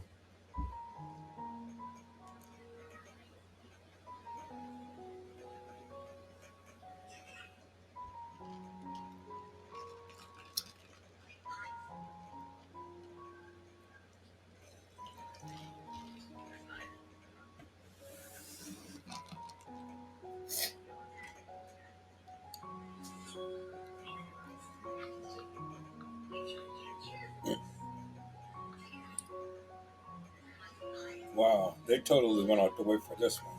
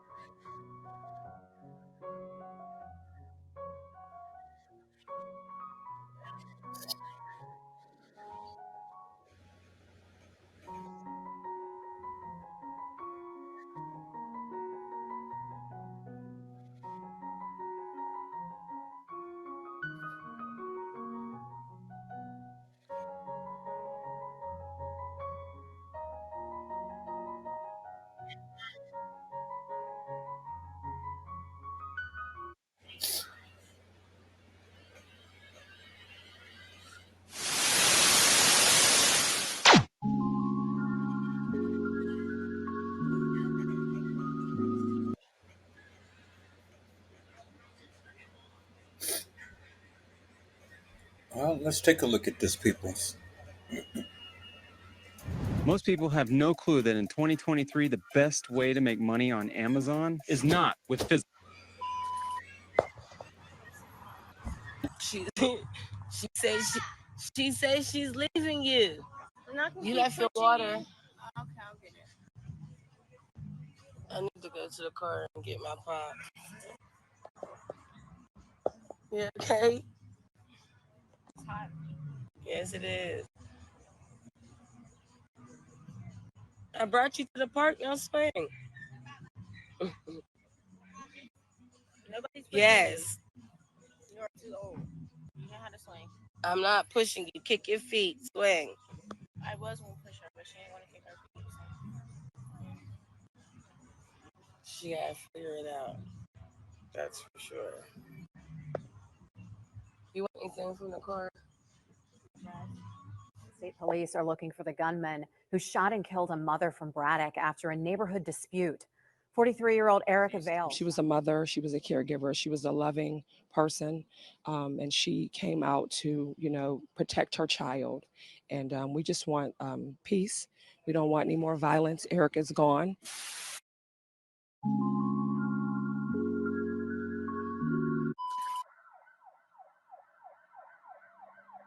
43-year-old Erica Vale was a loving, caring, beautiful, outspoken, and strong woman. Erica had recently undergone a great deal of hardships, leading to her nearly completely losing vision in both eyes. She also spent years battling lupus and sickle cell anemia, an often fatal combination. Thank you. I have to get admitted. I guess I'll be getting transported to Akron. It feels terrible. Hi, sister. How's work? No, I'm not okay, sister. I've been getting worse and worse. And I swear my mom is trying to kill me.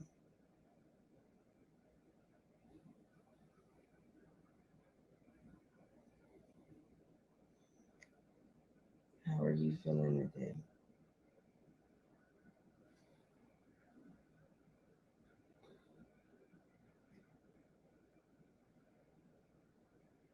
I'm just getting back from x-rays. The doctor's about to come in. Sis, I'll call you soon as she gets done. Yet still, she prevailed, caring for her young autistic daughter before she herself fell ill with bacterial meningitis. The infection, coupled with a malign cyst on her brain, placed her in a cationic state for some time. But through prayer, love, and support from family and friends, she overcame it all. Through everything, Erica never stopped smiling and laughing, even through the tears. Never could anyone close to her have imagined the shocking tragedy that would soon unfold. Around 7:30 p.m., state police responded to the 500 block of Corey Avenue for reports of a shooting. Upon arrival, they would find an unresponsive adult female on the front porch of a home. A shootout that happened last night in Braddock. We've learned that is now deadly. The shooting happened around 8 o'clock along Corey Avenue. We are still waiting on police to release some more information about what happened. The victim was identified as 43-year-old Erica Vale, who was taken to UPMC Mercy Hospital, where she was sadly pronounced dead after succumbing to a gunshot wound to the abdomen. An investigation into the case revealed that Erica got into a neighborhood dispute over kids playing in the street and throwing around broken toys.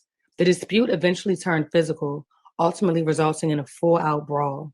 A neighbor described hearing fighting and seeing Erica's son arguing with another neighbor, leading to a physical altercation involving 6 to 10 people. He then heard the sounds of 5 to 6 gunshots, with one fatally striking Erica in her stomach, all because she was a mother protecting her son. It's a heartbreaking scene, but I want to show you this. We counted 4 bullet holes here at a house along Corey Avenue. State police say that an argument broke out between 2 people over kids playing in the street and a toy, and it ended with the victim losing her life.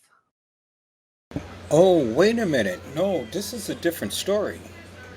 I thought this was okay. We'll come back to this one. This is interesting too, but we'll come back to this one. But this is a different story. Okay, this is what I wanted to. This is what I wanted to take a look at here. Um, Tyra Crosby, but it's not much on her, and then just a few little posts. So I guess not too many people was talking about her.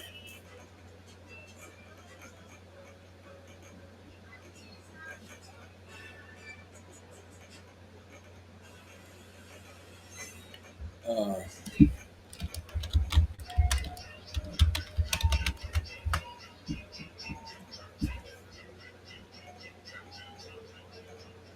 guess not too many people covered her story.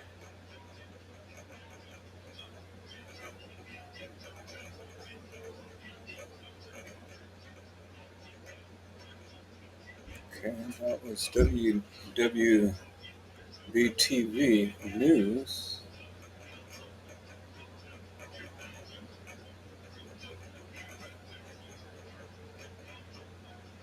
Let's take a look at this, people.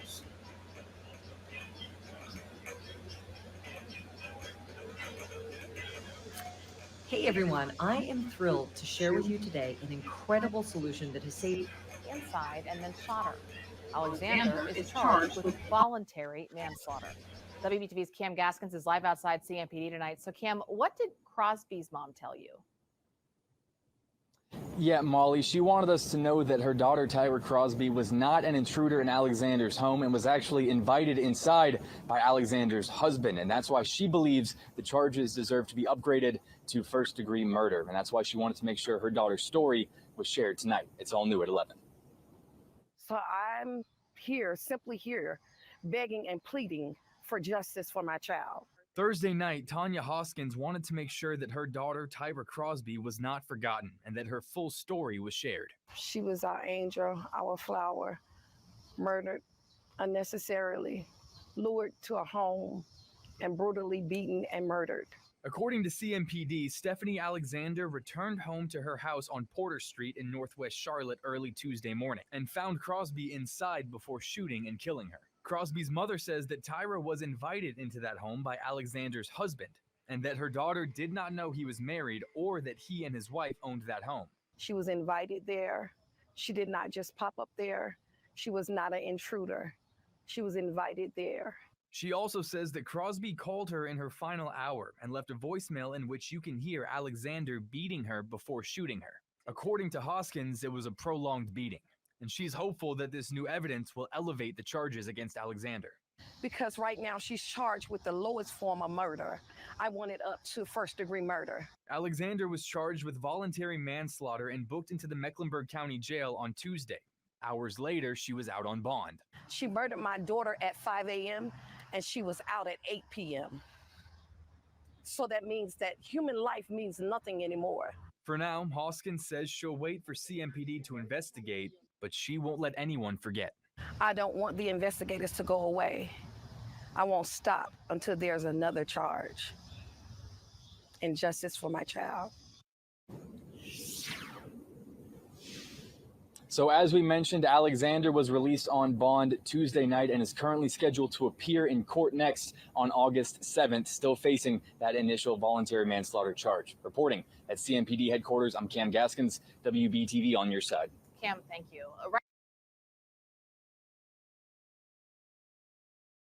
Okay, so you guys heard that she has a recording of a prolonged beating of that child. And then she goes and subsequently shoots her and kills her. So it's a prolonged beating, peoples.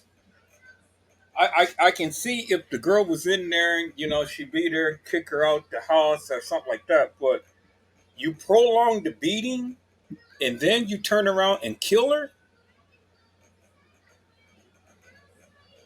So it's like the police, they didn't really do no investigation because she immediately gets charged with the lowest form of murder out on bond 3 hours later after she done killed somebody. Did they even listen to the voice recording that the mom said that she has? Because if she listened to the if they would have listened to the voice recording, then they would have known that this was a prolonged beating, not no just okay, well, she just happens to be in the house and you know, a intruder in the house and things like that. This lady beat this girl and then she turned around and murdered this girl. She beat her and she turned around and murdered her.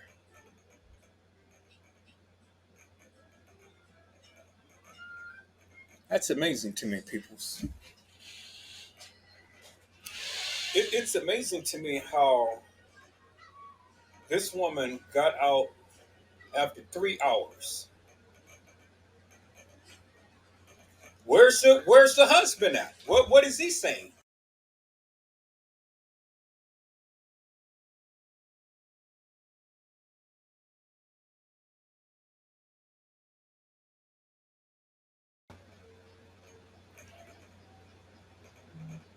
Where's the husband at? What is the husband saying?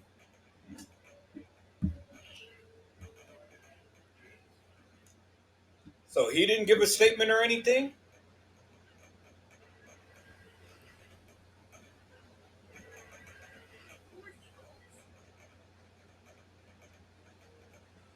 That's amazing to me, peoples.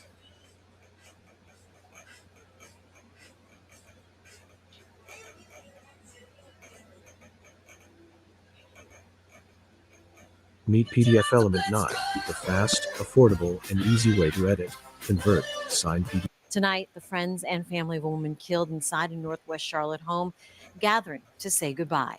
CMPD says 25-year-old Tyra Crosby was shot and killed at a home on Porter Street, just off Roselle's Ferry Road, early Tuesday morning. They say the homeowner, 51-year-old Stephanie Alexander, came home to find a stranger inside. That stranger was Crosby. Alexander shot Crosby, killing her. Alexander then called 911 and cooperated with police when they arrived. She's now facing voluntary manslaughter charges. A candlelight vigil was held at Camp Green Park tonight in honor of Crosby. And as the investigation goes on, hundreds gathering tonight to show support and mourn their loss. WCNC Charlotte's Austin Walker shows us how people are mourning her. He gave you her. She was a light to you. People continue trying to find the words to say. It's a lot of words to describe her. That's it. Camp Green Park lit up with light, flickering from a sea of candles. A tearful goodbye to Tyra Crosby. I love you, best friend. Everybody knows that Tyra, that's my twin. According to CMPD, Stephanie Alexander came home to find Crosby in her home early Tuesday morning. Alexander then shot and killed Crosby. Her family telling WCNC Charlotte she was invited over by Alexander's husband.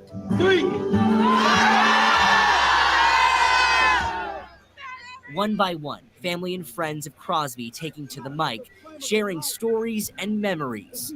She was beautiful. Her soul, her spirit, inside and out. She gonna be our angel on our shoulder. She always knew what to say. Her mother, too, reminding everyone of the bright light she was. But I am so grateful that whatever God sent her to do, she, accomplished that mission. We don't get to pick the date. The vigil put on by Momo, Mothers of Murdered Offsprings. The organizer, Mark Raleigh, sharing the importance of today. We're in a time of division, a time of crime, when someone's been deceased or taken from you. Our job is to bring healing to the soul of the family. Crosby's mother, the last to light a candle in her honor. Is to see how many lives she touched and the love that she had in her heart. Balloons lifting into the air Sunday night. A reminder that Tyra Crosby's flame will burn in the hearts of many. She was a candle. She was a spark. In Charlotte, Austin Walker, WCNC Charlotte. Hello and welcome to True Crime Daily, the podcast updates. I'm your host, Anna Garcia. Lintel Washington was everything that you could have asked for in a teacher. Sadly, her life was cut short by her boyfriend. Tonight, the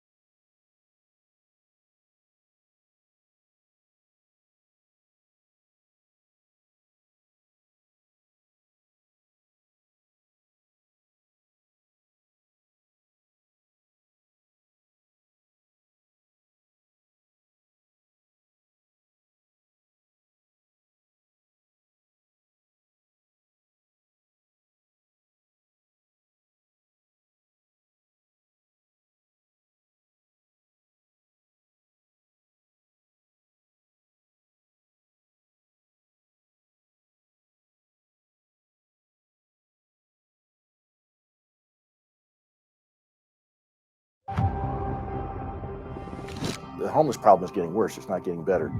Crime is getting worse. Night, the search for a missing Charlotte woman has now turned into a homicide investigation.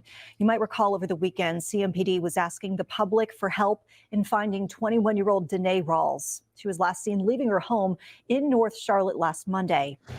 Well, investigators say that her body was just found near Harrisburg Road. CMPD says that her boyfriend, Nicholas Davis, is now charged with murder in her death. Police haven't said anything about a motive or how Rawls died. Night, the search for a missing.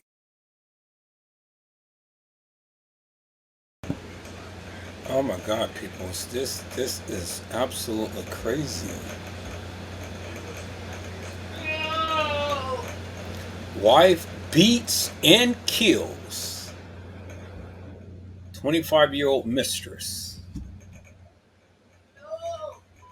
You're looking live at the scene of the city's latest homicide. Detectives with CMPD are investigating this homicide on Porter Street. There's very limited information right now. I'm here, simply here, begging and pleading for justice for my child.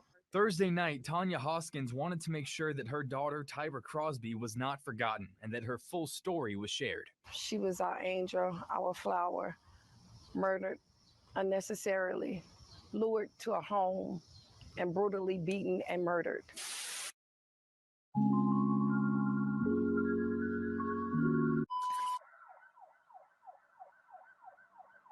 Just after 5 a.m.,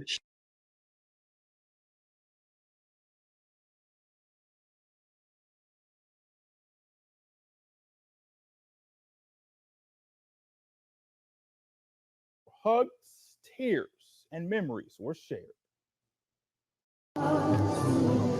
A song of comfort. Candles illuminating the sky as darkness, the unknown, knocks for family and friends of 25-year-old Tyra Crosby. She wouldn't want us to be sad out here. She was the light of every situation. You know what I'm saying? Hello, Ms. Durham. How are you, ma'am? It's a blessing to see you on today. Ms. Durham, help me to make this make sense. I mean, help me to make this make sense. This young lady was 25 years old. This young lady was 25 years old, and she was found in a home from this lady, and it was stated that the lady beat her and then turned around and killed her. And all she was charged with was involuntary manslaughter. She beat her and she killed her. So you beat her and then you turn around and you kill her. And the mother has it all on voicemail of the beating and of them saying that they're going to kill this young lady. And all she's charged with is involuntary manslaughter. So help me to make that make sense. How in God's name could this woman ever be charged with involuntary manslaughter? She beats the girl and then she turns around and kill her.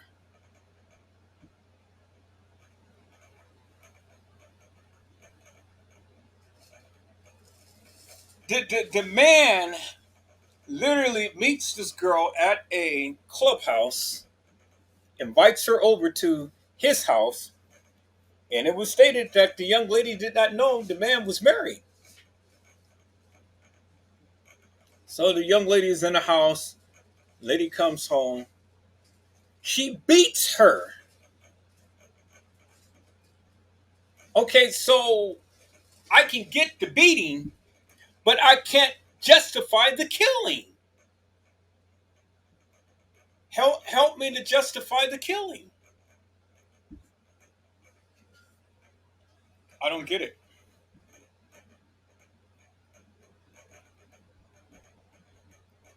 Peoples, if you guys want to come on to the panel, The link is in the chat. Anybody who wants to come on in and chime up, the link is in the chat. I don't understand for the likes of me. And I'm scrolling down the timeline and I'm seeing all of these murders happening in Charlotte, North Carolina. I mean, it's like murder after murder after murder after murder after murder. All of these murders. I'm thinking, okay, well, Charlotte is a nice little town, you know, go out there and kick the breeze or whatever and stuff, but whew, man. I mean, after seeing the timeline of all of these murders, boy, man, we will be on here forever and a day if we was to cover every last murder that takes place. And I wonder why hasn't this got the attraction from the people like a lot of the other cases? You know, this didn't garner too much attention. I'm going to follow this case. I'm going to follow if they ever show it on the news and stuff. I'm going to follow this case, follow the trial for this woman, because I want to see what she has to say. What does she have to say for herself? She beat the girl, and then she turns around and killed the girl. Okay, I can see you beating a girl. You know, you're angry. She's in your house and all like this. But to beat the girl and then kill the girl, I can't see that. There's no justification for that whatsoever. I want to share a special. There's no justification for that whatsoever.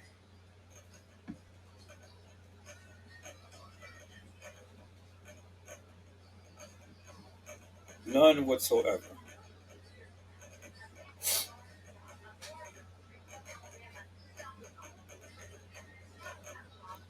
Let's take a look at this here, people, and see what's happening here. Your head down, she gonna make sure you lift it up. You know, she prayed every day. The memories they keep as questions still remain. Crosby was shot and killed Tuesday at a home in Charlotte. CMPD described the killing as a domestic situation. Thursday, Crosby's mother told WBTV her daughter was lured by the suspect's husband. She was invited there. She did not just pop up there. During Sunday night's vigil at Camp Green Park, there was a call for everyone to come together. We've got to come together more and reflect on our life and see what I need to do to fix in my house. Now, this family, this community, pushing for justice, promising to never forget. She was beautiful. Her soul, her spirit, inside and out. She was a precious angel. Now, as far as the suspect, Stephanie Alexander, she was charged with voluntary manslaughter. She's accused of returning to the home and killing Crosby. Alexander has bonded out of jail. She's scheduled to be back in court on August the 7th.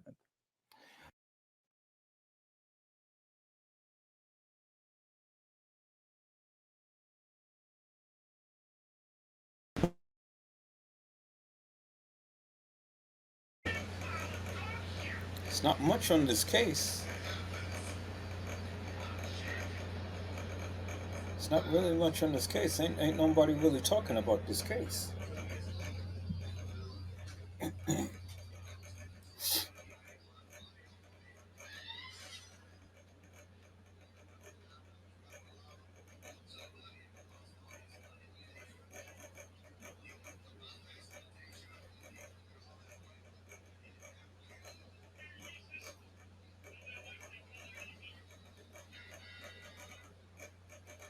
That's it. It's just only like 4 little clips on this case.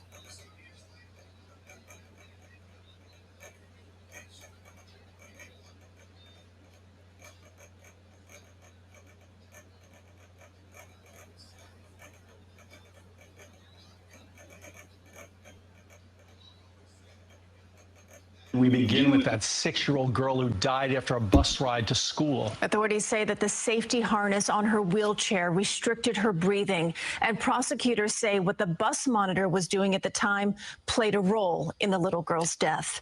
CBS 2's Christine Sloan spoke with her heartbroken mother and joins us now live in Somerset County. Christine. Yeah, that's right. The little girl's heartbroken mother tells us that the 6-year-old spent her short life fiercely battling a chromosomal disorder that required so many surgeries, only they say to lose her life because of someone else's negligence. By the end of everything, everyone will know my baby's name, Faja Atia Williams. This will never, ever happen again. A mother's pain and anger after prosecutors say her 6-year-old daughter, Faja Williams, who suffers from a rare disorder, died on a bus as she was being transported to the Claremont Elementary School in Somerset, New Jersey. I just miss my baby so much. It just seems very unreal to me at this time. Investigators have charged bus monitor Amanda Davila with second-degree manslaughter and endangering the welfare of a child. Authorities say the 27-year-old, who appeared in court Thursday, was on a cell phone with her earbuds in, sitting in front of the bus when the safety harness on the 6-year-old's wheelchair blocked her from breathing. This lady on her cell phone. She's back there fighting for her life. She's not even looking back. Is it that loud on the vehicle? Najma Nash says while her daughter is nonverbal, she can make noises. She says she got the call Monday, 45 minutes after her daughter was picked up from their home. They told me she arrived non-responsive and that they had to do CPR. The bus operated by Montauk Transit LLC in Somerset, the company headquartered on Long Island, would not comment. Board of Education, shame on you. Montauk Transportation, shame on you. Montauk Driver, Montauk Aid, shame on you. They need to be properly trained and equipped.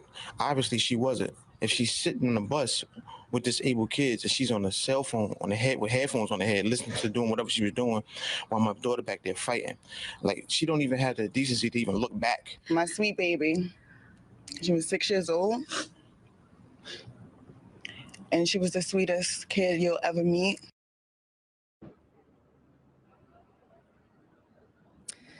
Well, the district says that medical staff at the school promptly rendered aid and got Faja to the hospital, but that they can't comment on the investigation. Meantime, the bus monitor who appeared via video link at this courthouse had very little to say. We're live in Somerset County, New Jersey. Christine Sloan, CBS 2 News. So tragic. Thank you, Christine.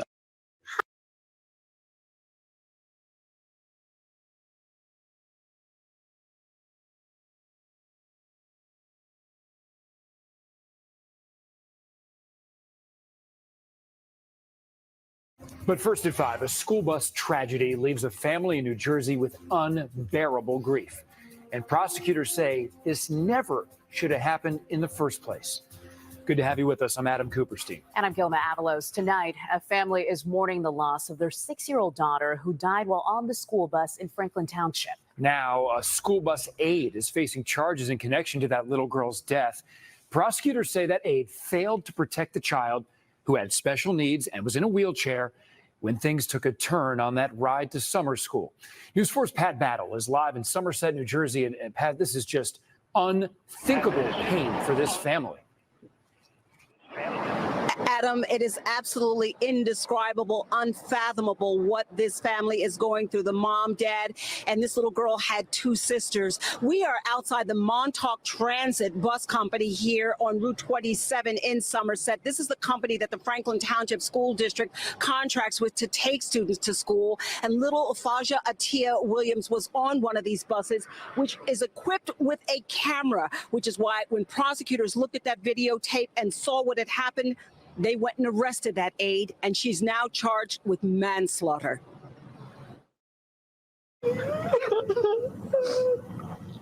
She wanted to stay strong, but emotion overtook Namja Nash Williams when she learned how her little girl lost her life in the back of a school bus. 6-year-old Faja strapped in her wheelchair, the harness growing tighter across her little body as the aide who should have been watching her sat up front, completely unaware that Faja was suffocating. They need to be properly trained and equipped. Obviously, she wasn't. If she's sitting on the bus with disabled kids and she's on a cell phone on the head with headphones on the head, listening to doing whatever she was doing while my daughter back there fighting. The bus is owned by Montauk Transit here in Somerset. Prosecutors say the aide, 27-year-old Amanda Davila of New Brunswick, had on ear pods and was on her cell phone for at least part of the 15-minute ride to the Claremont School in Somerset, where little Faja went 4 days a week to an extended summer program. She'd only started here July 5th with a new driver and a new aide. And by the time the bus arrived, she was unresponsive. She didn't have oxygen. Her brain phone was 40 minutes. Do you understand the image that we got in our head of our daughter the last time we seen her? What we had to go through? Faja was born with a rare chromosome disorder called Emmanuel syndrome. Unable to speak or walk, she was the joy of her family's life. And she was the sweetest kid you'll ever meet. She had the sweetest little laugh, her little dimples. And she just endured so much throughout her little 6 years of being on this earth. She had multiple surgeries. She didn't deserve this. She did not deserve this. To be taken away from us in such a way that had nothing to do with her condition. The bus was a small handicap-equipped vehicle like this one, and Faja's mother says she watched as she went into the back. She's non-verbal, so she doesn't make words. She makes sounds. She coos. You know, she has the happy screams. She makes sounds. She has a voice. If you hear anything, you will look. So these people are not even looking, not hearing, not paying attention, not turning around. This is what's bothering me. This will never, ever happen again if I have any say-so. Ironically, she works for a company that provides non-emergency medical transportation for people. Her job to make sure things like this don't happen. I do all these things to make sure that this doesn't happen. And it happens to my baby. She is just devastated. The entire family is devastated. And so are the folks here at this transit bus company. We went and knocked on the door. They couldn't comment because of the ongoing investigation, but expressed their deep sorrow at what has happened to little Faja. In the meantime, the aide, again, her name is Amanda Davila, is being held in the Somerset County Jail. She has been remanded without bail until a court hearing on the 25th of this month. Her mother, the little girl's mother, says she holds that aide, the school district, and this bus company, all of them responsible for what happened to her little girl. Reporting live from Somerset, I'm Pat Battle, News 4 New York. Family deserves better, Pat. Thank you.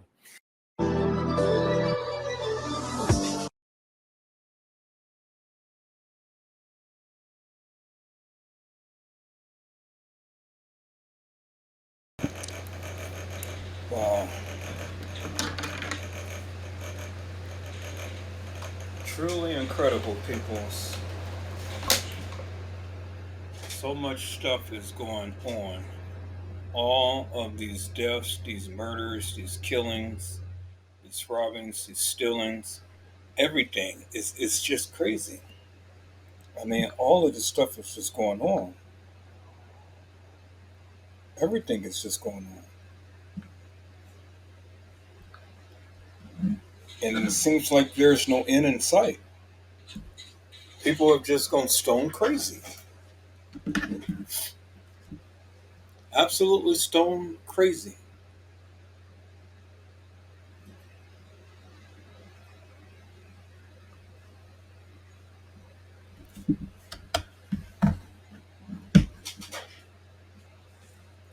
It's so much.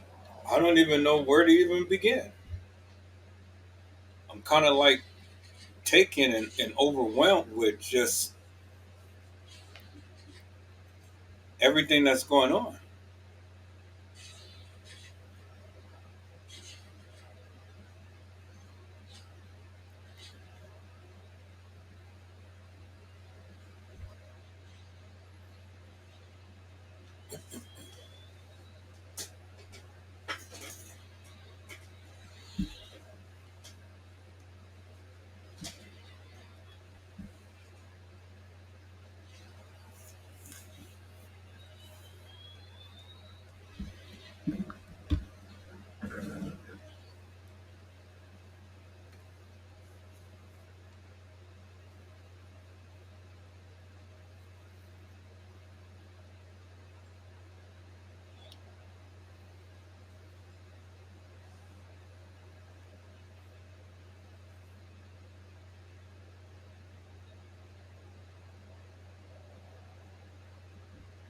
Now, a kidnapped girl's plea for help, scrawled on a crumbled piece of paper, helped save her from her alleged abductor.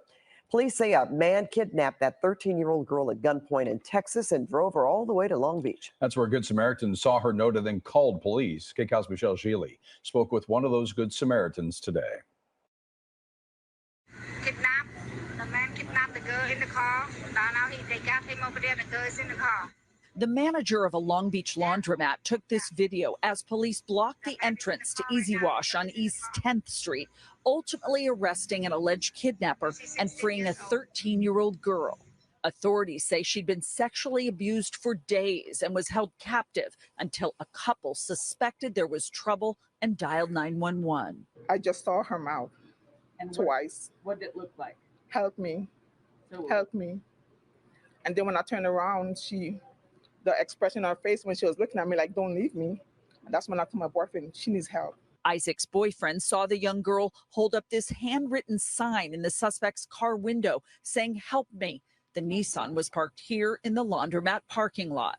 According to federal officials, 61-year-old Stephen Robert Soblin used a black BB gun to kidnap the teen from a Texas street on July 6th. She'd been reported as a runaway.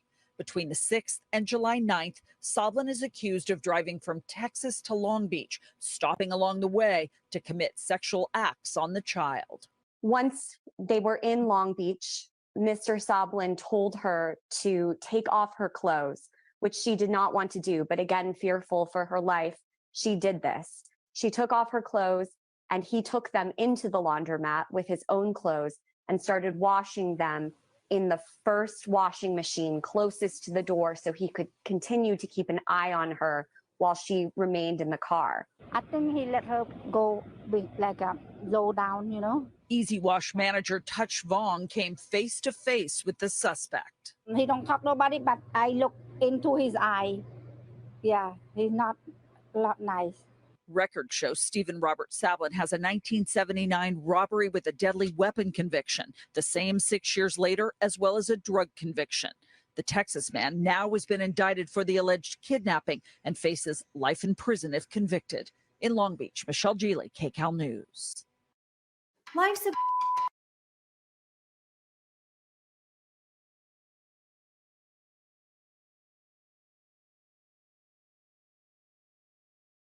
Carly Russell admits she fabricated her kidnapping more than a week ago. And thanks for joining us tonight at 10. I'm Guy Rawlins. And I'm Sherry Falk. Russell's attorney released a statement on her behalf saying that she acted alone but did not elaborate as to why she did it. Even with today's revelations, the question remains why and will she face charges? WVTM 13's Aaron Llewellyn live in Hoover tonight. Despite Russell's admission, Aaron, this case is not closed.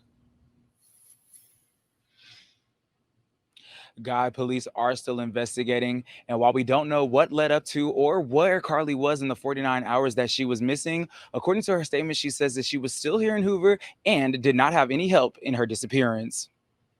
It is what it is. The facts, I think, last Wednesday pretty much showed that we knew that it was a hoax. Carly Russell admitting through a statement from her attorney on Monday, she faked her kidnapping more than a week ago. Russell called 911 to report a toddler walking on I-459 in Hoover after leaving work on Thursday, July 13th, and pulled over to help the child. That's when she says she was kidnapped. But the police chief went and talked to her family and said, "Hey, I have everything. I have everything. Do you still want to go forward with this?" And they stood in that lie for a week. Former criminal defense attorney Eric Guster calls the new information from Hoover police the beginning of the end, especially after they gave a timeline of Carly's actions before she disappeared. It was frustrating that it took a week to get here because this should have been done last Monday or Tuesday. And if it was done Monday or Tuesday, we wouldn't be talking about it now. A lot of people would have probably forgotten her name by Thursday or Friday. And through her admission, Russell is asking for forgiveness. My client apologizes for her actions to this community, the volunteers who were searching for her, to the Hoover Police Department and other agencies as well, as to her friends and family. Russell's neighbor, Steve Parker, says even though she made it all up, he doesn't regret supporting her family during the difficult time. And I'm really glad the community rallied around. We as a community here were, very supportive of the Russells and would do it again. But he says Carly has to live with the decisions she made. I think there should be consequences for anything when something like that happens. So, we'll see how that plays out. Reason to charge in this case, I think, would be to deter anyone in the future from doing something similar. It was all a hoax. New tonight through her attorney, once missing Hoover nursing student Carly Russell admitting she wasn't kidnapped and there was never a toddler wandering on the side of the interstate. And our Shelby Myers now joining us live in studio with reaction not only from the Hoover Police Department, but Shelby, you also talked with a former district attorney about the charges, some serious, that Carly could face. Yeah, that's right, Byron and Lenise. Former Clark County District Attorney Spencer Walker says Carly Russell could be looking at 3 misdemeanor charges. But restitution for all the resources and money spent on finding her could be where she really pays the price. There was no kidnapping on Thursday, July 13th, 2023. My client did not see a baby on the side of the road. Through a statement from her attorney, Carly Russell coming clean. Hoover's police chief, Nick Durzis, reading that statement during a news conference today. My client did not leave the Hoover area when she was identified as a missing person. My client did not have any help in this incident, but this was a single act done by herself. Carly's attorney admitting she faked it all, reinforcing the facts Hoover police laid out in its investigation just last week. 911, where's your emergency? Carly initially went missing July 13th after calling 911 and telling the operator she saw a toddler walking along the southbound side of Interstate 459. Or how old did they look? Like a toddler, maybe 3 or 4. Earlier that night, Hoover police say Russell took a bathrobe and toilet paper from her employer and then went to get snacks at Target before heading to the interstate where she disappeared. Carly returned to her family's house 49 hours later, telling police a man with orange hair came out of the woods and took her. She told police she finally managed to escape and walk home. With today's bombshell admission of lies, Durzis says they're in talks with the Jefferson County District Attorney's Office about possible criminal charges. The reason to charge in this case, I think, would be to deter anyone in the future from doing something similar. Tonight, former Clark County District Attorney Spencer Walker says the DA's office is likely looking to charge Carly with 1 to 3 misdemeanors: rendering a false alarm, false reporting to a law enforcement authority, and falsely reporting an incident. He says all 3 are Class A misdemeanors that carry up to a year in jail each. The real concern that Ms. Russell may have in this case, at least, is the amount of restitution that she could be taxed with in the event she's convicted. I would think there'd be a lot of man hours put into this case, a lot of overtime on these detectives and patrol officers, and certainly that could be taxed to her if convicted as part of the restitution in the case. And based on what Hoover police said Carly Googled before she faked her disappearance, she likely was thinking about money. Hoover PD says 2 days before she went missing, Carly searched online whether you have to pay for an Amber Alert. Now, there are still many questions in this case, like why Carly made up this elaborate story or where she was for those 49 hours. Hoover's police chief says they will meet with Carly's attorney tomorrow and hope he'll have some of those answers. If not, they'll keep investigating. In the studio tonight, Shelby Myers, Fox 10 News.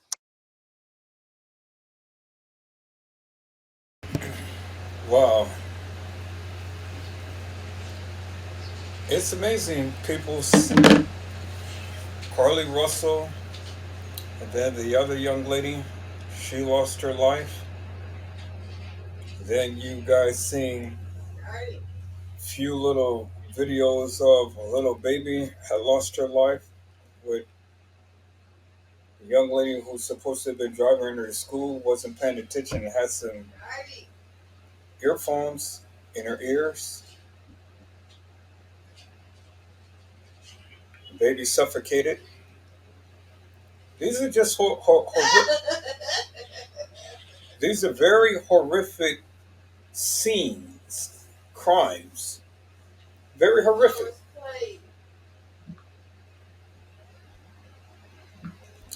It's really sad, peoples. The amount of things that is happening. It's really sad.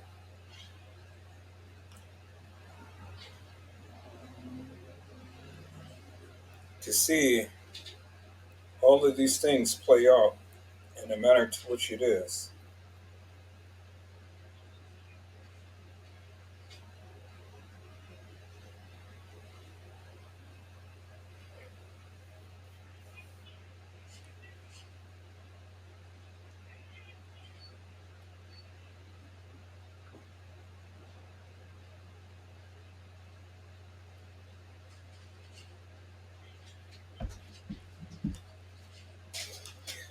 Wow.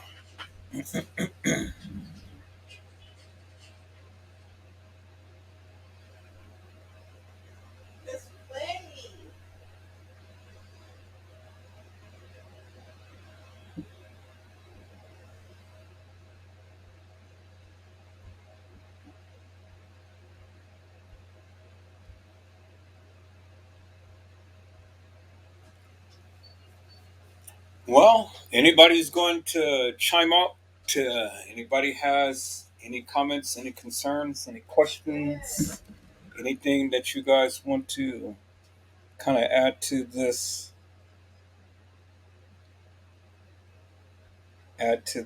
case or cases? Hello, Vicky Davis. How are you, ma'am? It's a blessing to see you on today.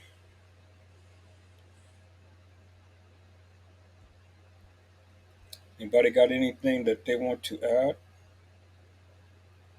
or want to say?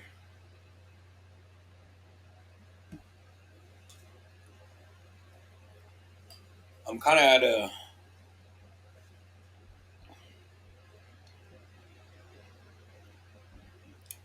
at a standstill right now, peoples, because I'm just really overwhelmed right now with a lot of the things that has taken place that we have just seen. It's incredible.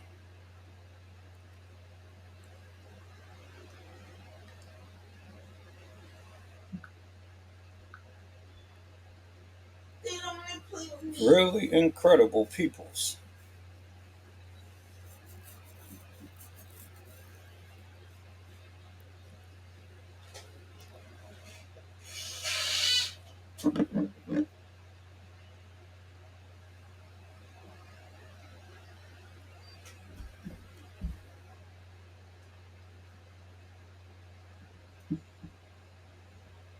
Carly Russell admits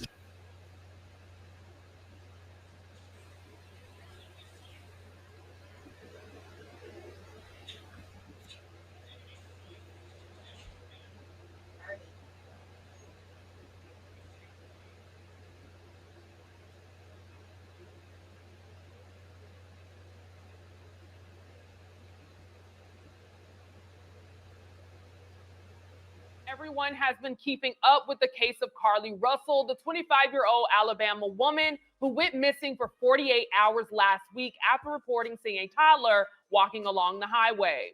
During the search, police saw no signs of the toddler or an abductor, which has led to some doubting her story, including Candace Owens, who questioned if the missing toddler was still out there, as well as the potential kidnapper. On Monday, Owens would release an episode of her podcast talking about the ongoing investigation and called it, "Is Carly Russell the female Jussie Smollett?" In response to the questions Carly is receiving, her family has come out and asked to be respectful of her situation without jumping to conclusions. Today, we have our company hype analysts, Danielle Miller-Capone and Pierre in studio to give their thoughts and reactions. But first, I do want to play a clip really quick. It is actually a clip of Dave Chappelle in his Killing Me Softly 2000 stand-up special, and I want to come back and get your reaction. Let's take a look. You only see this in the worst neighborhoods. Remember, it's 3 o'clock in the morning. It's 3 o'clock in the morning. I look out the window. It was a fucking baby standing on a corner. Look at this. The baby didn't even look scared. He was just standing there. He's sad. It made me sad, really. You know what I mean? Because I wanted to help the baby. I was like, I don't trust you either. I'm sorry. Click. Click. The old baby on the corner trick, eh? Not gonna fall for that. Now, Danielle, I'm going to pass it over to you for borderline, but I do want to say some people are saying and using this as a warning or a prediction of what we're seeing in this case. So for borderline, can you give us the updates? So for borderline, the story is really getting interesting in terms of how quiet kept the family is now being on particular keywords such as abductor, kidnapper, and of course they're just asking you to respect the time of the investigation and not speculate. But it's just certain, they do interviews, that they did an interview this morning, but it's just keywords that they're being very quiet upon, and they're saying, she has a fight physically and mentally for 48 hours, and that's all that they're saying. And that's what's really more intriguing about this case, and continues to add speculation to it. But I want to first take a moment and look at this Dave Chappelle clip. And what makes icons who they are is the fact that their music, their jokes are timeless. And we're seeing that in this situation. So I first want to ask Capone and Pierre, what are their thoughts about the joke and how it's playing out right now in real time in 2023? It's a reality. It's a reality of just different things that people do to actually get you out the car.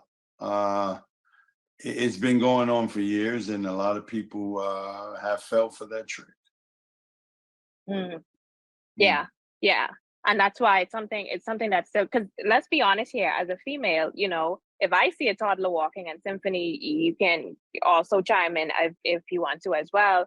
If I see a toddler walking on the side of the road, I will stop. That's my motherly instinct. I'm going to stop. And that's what makes it the perfect component of trying to kidnap a female, because the female will stop. She will stop because that's just what's in us. So Symphony, Pierre, what do you guys have to say about it? All right, I call BS from the rip. And I'm gonna say this for what I'm saying is, too many women are really being kidnapped. They're really being kidnapped and done stuff too, and we haven't found some of these people. For her to say that, like I said, why we have the empathy for her, but where's the empathy for the child that's out there? Well, anybody yelling for that child, looking for that child, searching like crazy for that child?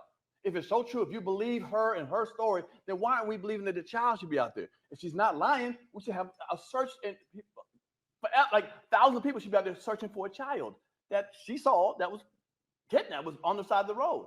But some kind of way we dismiss that. Now we're all focused on for her and her. But where's the child thing? And so to me, I think it's too many times real people get kidnapped, especially black women get kidnapped, and ain't no time to be playing these games like Jussie Smollett did. There's no time to play these games. And she's quiet now. I mean, what really? Really, she's quiet now. And I know people going to yell, well, the police say that. No, the police are not believing her. She's being quiet because she don't want to get caught up in some more lies. That's what I'm looking at. So I don't believe it. Yeah, I'm definitely on the other side of it. I don't think there's enough evidence to come out for me to claim that she's not telling the truth. Because too many times I've seen situations where kids are used as bait, whether that's like, oh, I'm homeless and I need help, and they use the kids to bring you in, to will in on your emotions. For me, I don't know if the baby was abducted. This can be a family that has a baby that uses them. That's a part of this process. We know that sex trafficking is real. That is a real thing that happens. You look in the back, or you hear stories at Walmart of these 18-wheelers that house all these people in their trucks, in their tractors, and they have to find a way to get them in. So I'm not saying that the case is BS. It definitely, leaves a lot of questions open-ended questions, and I do have some, but I'm just going to wait to see how it plays out before I call BS. As you say, I do agree. Too, it's over 64,000 Black women that are missing. That is real. But a lot of times, too, we're also not believed. So I don't know. Yeah, that's my thought. And Dave Chappelle is a freaking genius. He's amazing at what he does. And like you said, it's when you become an icon, you can just create moments that are timeless and so truthful. And yeah, Danielle, as a woman, I would probably be drawn to get out of the car, but I probably wouldn't. I would probably pull up and just stay in the car like, all right, I'm gonna keep my eyes on the kid. And but let me ask Capone, let me come to you. How would you respond? If you're in that situation and something, emotionally draws you to get out of the car, or whatever the case is, how would you respond? Because I do think this is a learning lesson. Regardless, it is a learning lesson. Capone? Right. Like you said, I would probably pull up. I don't think I would get out the car. For You know, I would just see if the parents come around and try to make sure that the baby's safe and not running in the streets. But I don't think I would get out. I just see set up all the way around. Yeah. Pierre, let me bring you in. What do you think if you're in the situation? How would you respond? From that video, there was a lot of cars that drove by. Yeah. No one else saw the baby but her. That's fabulous. I don't know how that happens, but they weren't speeding, going 100 miles an hour. They were slowing down. Traffic was not going that fast. Her lights were flicking. And she was out there and she was grabbing the kid and whatever. I just see, are we saying no one else cares? But that's a sister, right? So only the sister cares when the kid's out there. No white people care, no Asian people care, no other black people care. Just her is the only caring person when something like that happens. I think there are a lot of questions, but again, I'm not just going to call BS just based on the small, because even the video that we did see, it's not a full video of her pulling over. There's a part that you see the first part of her pulling over, then it cuts off, and the next thing you see the cops coming. So to me, there's just too much evidence for me to say BS too many times, especially as a black woman who has experienced, oh, hey, I went through this, but because it doesn't make sense to you, you don't believe me. I'm not going to say, oh, BS on you because it's not making sense to me. Well, I will say there are things that don't make sense, right, but I'm not going to call BS. But you can make anything make sense. If you can always say, I can find anything, you know, any story you can twist to make it work for you. Like I said, where is the empathy for the child? Now, somebody can say, well, it's maybe a fake child. Maybe they put the child. You make anything you want to work. Make anything work. You know, I think there are questions. So the kidnapper, she's fighting the kidnappers while the baby's out there. What's the baby doing while she's fighting the kidnapper? They holding her, they punching her, a whole bunch of people. I'm not opposed to people having questions, but I'm just not. I know you can say BS. I'm not asking you to say BS. I'm not asking you to simply say it's BS. I'm standing on my square. Yeah. I'm gonna call it BS. I'm not asking you to do it. So how would you? Right. Like if you no, not in the, obviously not specifically this, but if you do see a kid, like how would you respond? I'd pull over. You damn right. I pull a child on the middle of the freeway. I'd pull over. I'd deal with it. Yeah. Yes, I would to try to help that child. Yes, I would. I have no problem with that. Yeah. And Danielle, let me ask. And I'll let you chime in as well, Danielle. But your thoughts as well. How would you respond? I would pull over. Now the thing is, here's the difference with the climate temperament between different countries. When I watched the video and I saw how many persons were on that freeway, I was like, whoa, ain't nobody stopped? Yeah. Nobody stopped before her for the child again. But Pierre, hold on, wait. I'm not dismissing the woman's story. I'm gonna wait to see how things play out first. I'm not asking you to change the story. Right. But I was like, nobody stopped here in the Bahamas. Because we're an island, we're a close-knit community. If anybody sees a child on the freeway, they're going to stop.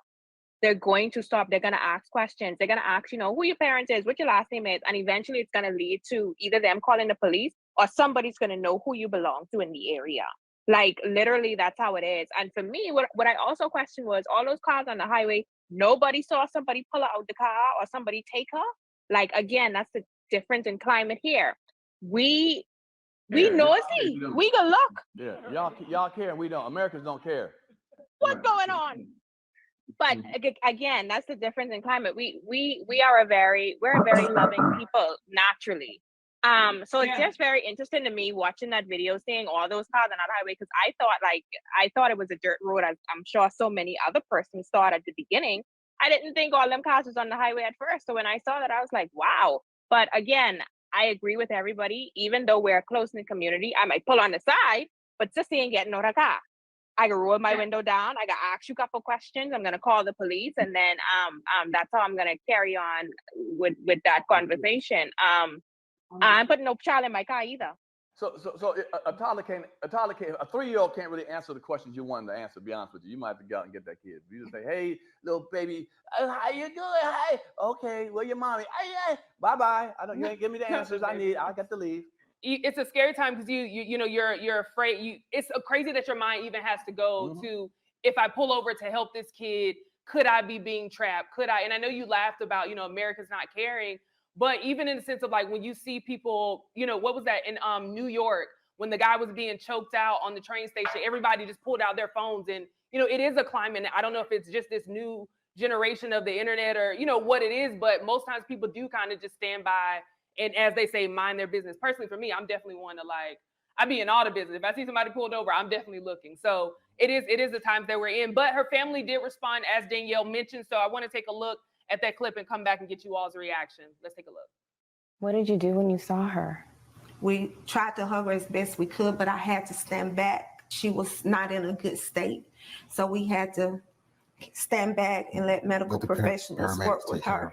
And can you tell me what happened Saturday night? Anything leading to the case itself, we can't discuss. She's having to deal with the trauma of people just making completely false allegations about her. Do you believe that there's an abductor still out there?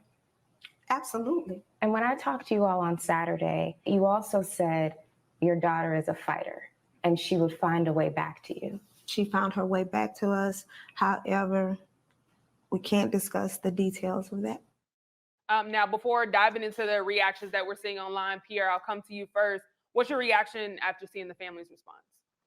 Mental illness is real. Mm. You know, it really is. But people suffer from that all over. They've done all kinds of stuff. There was a story guy in Belgium who faked his own death because his family didn't love him enough. And he came up in a helicopter to the funeral. You know, like people do crazy stuff. You know, but let's call it what it is. If that's what it is, what it is. I mean, if you're going through mental illness and you're doing crazy stuff, you know, stuff that was not normal, then let's talk about it. Let's get that person that help that they need. But but for me to go along with the BS of it, like for a while, people were on Jussie Smollett's side. They were like, you did get pulled and did all, and they found out it really didn't happen. Right. Where are those people at now? They're like, they were people like, no, how you know he didn't get grabbed by them people and all that? And it didn't make sense. And then after a while, it didn't make sense because it wasn't true. Right. Where are the people who believed them at first? They backed the hell up real quick. In a situation like this, I'm you know, if it don't feel right, it ain't right to me. Mm-hmm. That's how I'm gonna go. So Come on, let me bring you in. Same thing. What's your reaction after seeing the family's response? Kohl's is our family's favorite place for back to school shopping. They have all our kids' favorite styles and brands at prices we love. I think Pierre has a great point about the mental illness. I think the daughter's suffering from some type of illness. Probably have done something like this before. If not, they were more prepared for it than it seemed unprepared. And I'm glad she just found a way home, regardless of what the situation is. Yeah, great point. Danielle, let me bring you in. After seeing the family respond, and I know you watched this earlier, what were your thoughts? I understand why Jonathan is quiet during his court case. Sometimes it's best not to say anything at all. If you can't elaborate on certain, like I said before, they can't say anything much about abduction or kidnap or go into great detail. It's best you like keep everything silent and let the investigation play out. And then when you are able to speak about it in detail, then you speak about it. Again, I'm not going to disregard the fact that if it was true or not, that's not up for me for debate here. It's just trying to get all of the facts that are coming out of the story. And for me, one of the things that I think this family should do is stay off of social media and stay away from the news. Yeah, no, that was the main thing that was for me too, because she was saying her daughter isn't liking seeing what's on the internet. I definitely would advise not allowing her to look at any social media platform. Speaking of social media platform, of course, a lot of people have some things to say. One of those being Candace Owens. I want to read one of her tweets.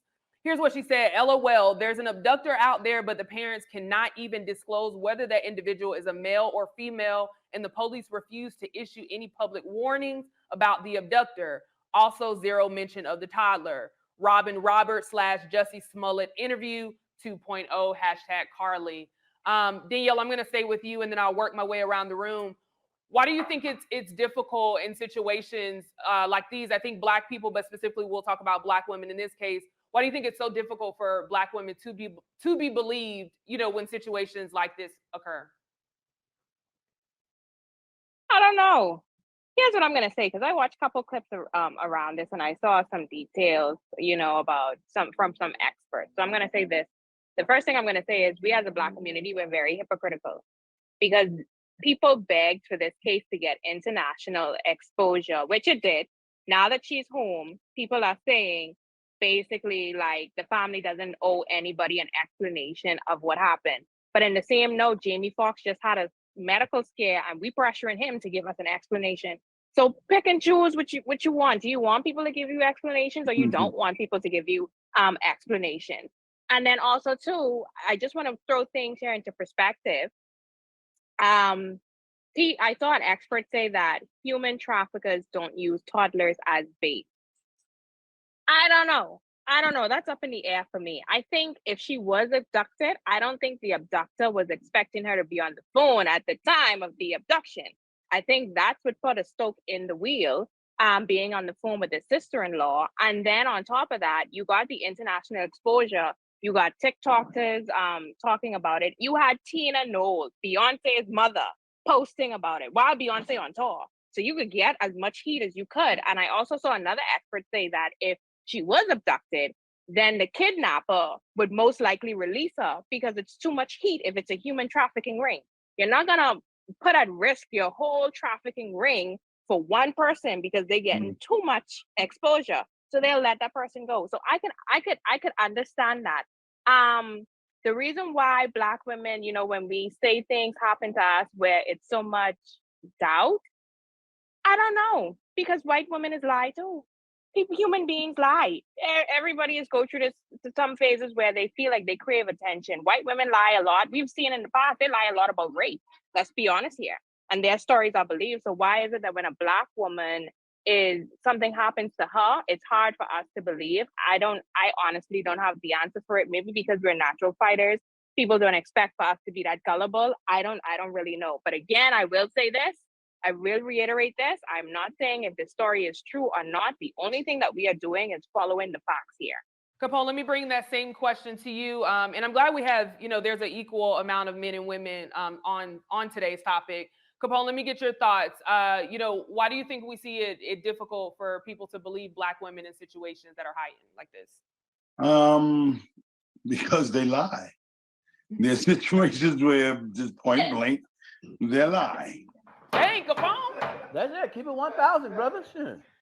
Child support, keeping your kids, you know, your children from their father.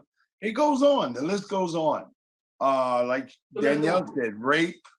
You know, if a guy like you and you don't like him, I mean, whether you like a guy, he don't like you, you can cry after sex. And, you know, it's just a whole lot of different things of history of lying, people just lying in general. And these are the type of subjects that they lie about. Women lie about that. Guys don't lie about being kidnapped. Well, that's true. Sorry. Look at Pierre. I'm torn whether I want Pierre to go after. Why not? Because we ain't doing what you want to say. No. I was gonna go woman man. But yeah, no, I'm gonna let you chime in. Go ahead, Pierre. What are your thoughts? First of all, I agree with Danielle. He's looking around Danielle like lightning about to. Yeah, I do agree with Whoa! Danielle. Can we start this episode? Yeah, and I agree with Capone. I agree with Capone too, very much so.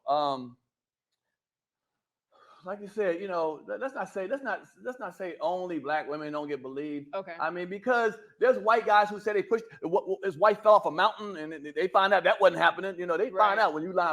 Oh, I don't know how my wife drowned. She just drowned. They don't play that games either. You know what I'm saying? So when white guys try to lie about killing 8 spouses, they find their asses quickly. You know what I'm saying? I can show you a couple of reports of that. Some of the people who lost, you know, got caught from lying. Yeah. I think this scenario. It's just so outlandish that it gives too many reasons why it might not be true. Kind of like Jussie Smollett when it was just like too much. Too crazy. Okay. If a woman said this guy raped me, you know, I went back to the apartment, he raped me, I believe her. I wouldn't say, oh no, you didn't do it. That's pretty easily said. But if you said Martians came down, had sex with me too, and then the fireman came over and, you know, did it too, like, hold on, it's too much, girl. Then I'm not gonna believe. Then y'all can't say you don't believe us. We believe you if it's pretty easily said that. But when it's like this with the baby out there, how do they know she's gonna pull over? I mean, were they gonna take anybody pulling over? So not just they weren't going after a Black woman. They didn't know she was gonna be pulling down the freeway. The baby go, let's go. And if she's coming, y'all. Put the baby out now so she pull over. Come on, they don't know if she's gonna pull over. So it wasn't that they were trying to get a Black woman or whatever. It just had to be somebody she pulled over. Again, the fact there's no children, there's nothing else happening, it leads to too much suspicion. So I don't care if it's Black or white. She could be an Asian chick. I'd be like, I don't grab with that bullshit. But if she was a white woman, public opinion, not specific to you, but if she was a white woman, do you think we would have as many speculations as we have? Because white women calling, oh my gosh, And they've been but called out. public from generally though, the first reaction to it, do you think it would be the same thing where people are doubting the white woman as much as they're doubting this black woman? Hell yeah. Yeah, if the craziness was a fun, yes, if a baby was out there and then you don't know who abducted her, like, what are you talking about, lady? Yes, it would have been. I mean, you're a sister, so you're going to feel the way you feel. I get it. You know? Yeah, no, I for get sure. it. Yeah, I mean, So, I'm going to stand for us regardless because it doesn't matter whether it was a woman, black woman, or a black man. I absolutely disagree. If this was a white woman, there would not be as many. The first response, I think eventually people would probably start looking Look at how it. many Karens are getting caught now. They done.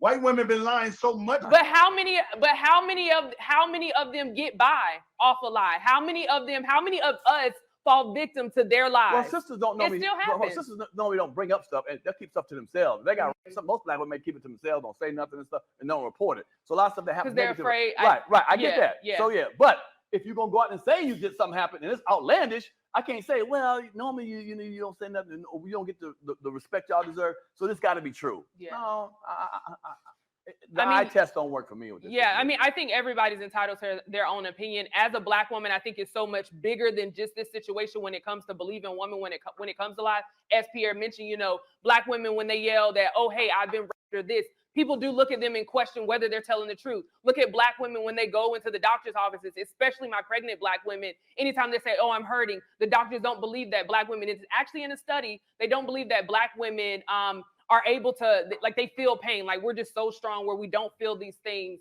And there's actually documented cases where white doctors have come out to say, oh, I didn't believe her because XYZ, because I don't, she can take more. As far as for Candace Owens commenting on this, I mean, Candace Owens is Candace Owens, and we know that. Yeah. But to Candace Owens, it doesn't surprise me to hear her response.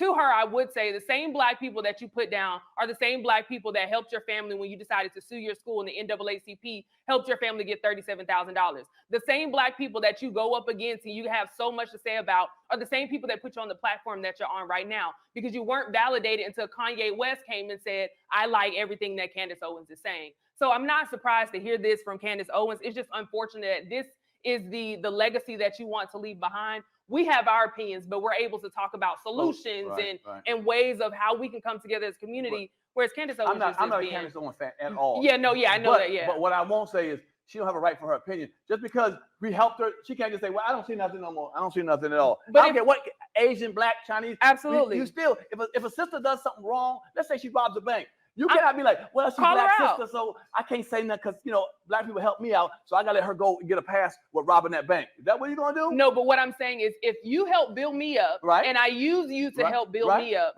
cool, you can give your opinion on things. That's not what I'm saying. But her entire platform is mostly about. I said she's right. Yeah. Forget that. Give your opinion. Oh, this topic. Oh, yeah. So with this man, I can't say that she's wrong with her opinion because Black people helped her. Because if, like I just said, Black people help you a lot. But if somebody does something foul to you or foul out there, you got to be able to call it. You got to be able to say, I'm going to call it regardless of you Black. And I absolutely agree. But it's the first part. Whereas if you're always going against Black people when Black people have helped get you where you are, then I don't like it's just redundant. I'm just saying over time. But then why do we just now use her for this? Because we got to use her. We use her who she is. Why don't we leave her quiet? Why don't we bring her up at all? Let's leave her quiet. Why do we find and dig her quote and put it out here? Because we want that meat for the show. So don't get mad at her for doing that. That's what she do. We grabbing what she does. I'm let not her go and let her go away. Again, you're talking specifically about this, and I'm sorry, Danielle. I'm gonna let you chime in. My hand is raised. Yeah. Candace, I'm just saying in general, her entire platform. Sure. Because most of us are like, here's Candace Owens again. Okay, here she goes. I don't listen to her. I didn't know she said that. I wouldn't have put her on it. Danielle, let me let you chime in. I'm sorry. Pierre's in studio, so we. Of course. Go ahead, Danielle. I just want to say in regards to Candace Owens, one thing you can't say about her, she's going to say what's on her mind, which you can't, you have to respect her for it. That's like Donald Trump. Right. But here's the thing that I will say, though. It's not what you say, it's how you say it. It's how you deliver the message. And I think that's the thing with Candace Owens. It's how you deliver the message. Yeah, the LOL wasn't right. Yeah. Yeah, because it's not funny. Regardless, even if she has, and I will say this, if it does come out that she's having a mental breakdown or whatever, that's not funny. It's not funny. Regardless of whether you believe the case or not, this is not a funny situation. And Pierre said it while the video was playing of her family. It's unfortunate to see her family have to go through this. So it's not funny at all, regardless of what you believe. And like Capone said, I'm just happy she made it home safe. I look forward to hopefully this turning out to be something that, people can learn from and we can go from. But I like Capone. Capone said women do a lot of foul shit. yeah, Capone, I was gonna come for you, but I'm with Pierre in studio, so I got distracted. But I'm gonna let it ride. You know I love you. It's all love. Own it, Capone. Own it. He was saying all people. Let me help you, Capone. You were saying all people, but we're gonna go ahead and wrap out. Thank you, Danielle, for bringing us this topic for Borderline. Of course, before we head out, I'd like to know what you guys have going on. Capone, I'm coming to you last. So Danielle, I'm going to you first. Danielle, what do you have coming up, and how can people follow you? So, of course, what I have coming up is, of course, more Comedy Hype every Tuesday. You can tune in with us. We have a great panelist on here. So make sure you tune into that. And then I also have an interview I did with 242 podcast that's coming out sometime this week. So make sure to look out for that. And I also have episodes of Sis that will be breaking really, really, really soon. And of course, you can follow me on Instagram to find out more that's going on with me in the lovely Bahamas. We have great beach weather all year round, literally. If you're from Atlanta, Canada, any place, like literally, we have the best beach weather all year around. So make sure you come and visit the Bahamas. Follow me on Instagram at DEEA Miller. All right, Pierre, I'm coming to you because I'm going to Capone last. You going last. Pierre's in studio. Yeah, I'm excited. I'm pumped up. You know Pierre, what do you have coming up? I know. We'll get in it together. All right. You can follow me at Comic Pierre. That's COMICPIERRE. I'll be back tomorrow, hopefully, God willing. I'll be my girl Yamanique, sister Yamanique. So we don't know what's gonna go down, man. Yum. So get ready for that. This, like I said, this was a good topic. I appreciate that we, put this up because, like I said, mental illness is serious. Regardless if she's tripping. I call it BS her storyline, but like I said, if it's mental illness, then it's sad that she had to go. She's in a position to do that. State of mind to do that. But I hope she gets well. We get past this. But anyone else out there, hopefully that you gotta be careful crying wolf if it is wolf. It is like Jussie Smollett. We have too many people, black people, getting hurt and doing stuff to us that when we want to speak up, we don't want people say, y'all always talking that ain't real stuff. You know what I'm saying? Don't try to be real. So it's very serious. But again, if you have mental illness, that's what can happen. I'm not working anywhere right now, so I'll be around, but I'll be in Vegas for the fight. So if y'all come out to Vegas July 29th, I'll be out there with my microphone, stopping anybody. If you saw me on Comedy Hype, come and get the microphone. Let's talk it out. So I'm gonna be on the streets, hot ass streets of Vegas on the July 29th. So catch me in Vegas if y'all in Vegas. That's nice. You love some boxing. Oh, yes, I do. Yes, you I love do. it. I need to for these people in the comments. No, for real. I need a boxing glove to go to this next person, Mr. Capone. Capone, you were supposed to be in studio, then you come on here talking crazy. I love it. No, Capone, but I appreciate you even sharing your thoughts. But what do you have coming up? And of course, how can people follow you? I will be at the Baltimore Comedy Factory starting Thursday all the way through Sunday. A lot of shows. Make sure y'all come out and support this and let's laugh. Tomorrow, of course, I'm at the Apollo. Amateur Night, I host that. And the calendar is starting to pick up for the winter already. So let's keep it moving. Absolutely. Well, again, I appreciate you all for chiming in on this topic. I think Pierre hit it perfect. It's great to talk about these things, in a space like this where we can be truthful but still have respect for one another. And, at the end of the day, we do wish Carly and her family well. I hope that everything does, whatever it is, I hope that it gets solved and taken care of and that she and her family are well. But you heard from us. Now we want it from you in the comments below. For Comedy Hype News, I'm Symphony Thompson. Put it in those comments. I can't wait to see them comments. Boy, I'm gonna be in the comments. Capone for president. No.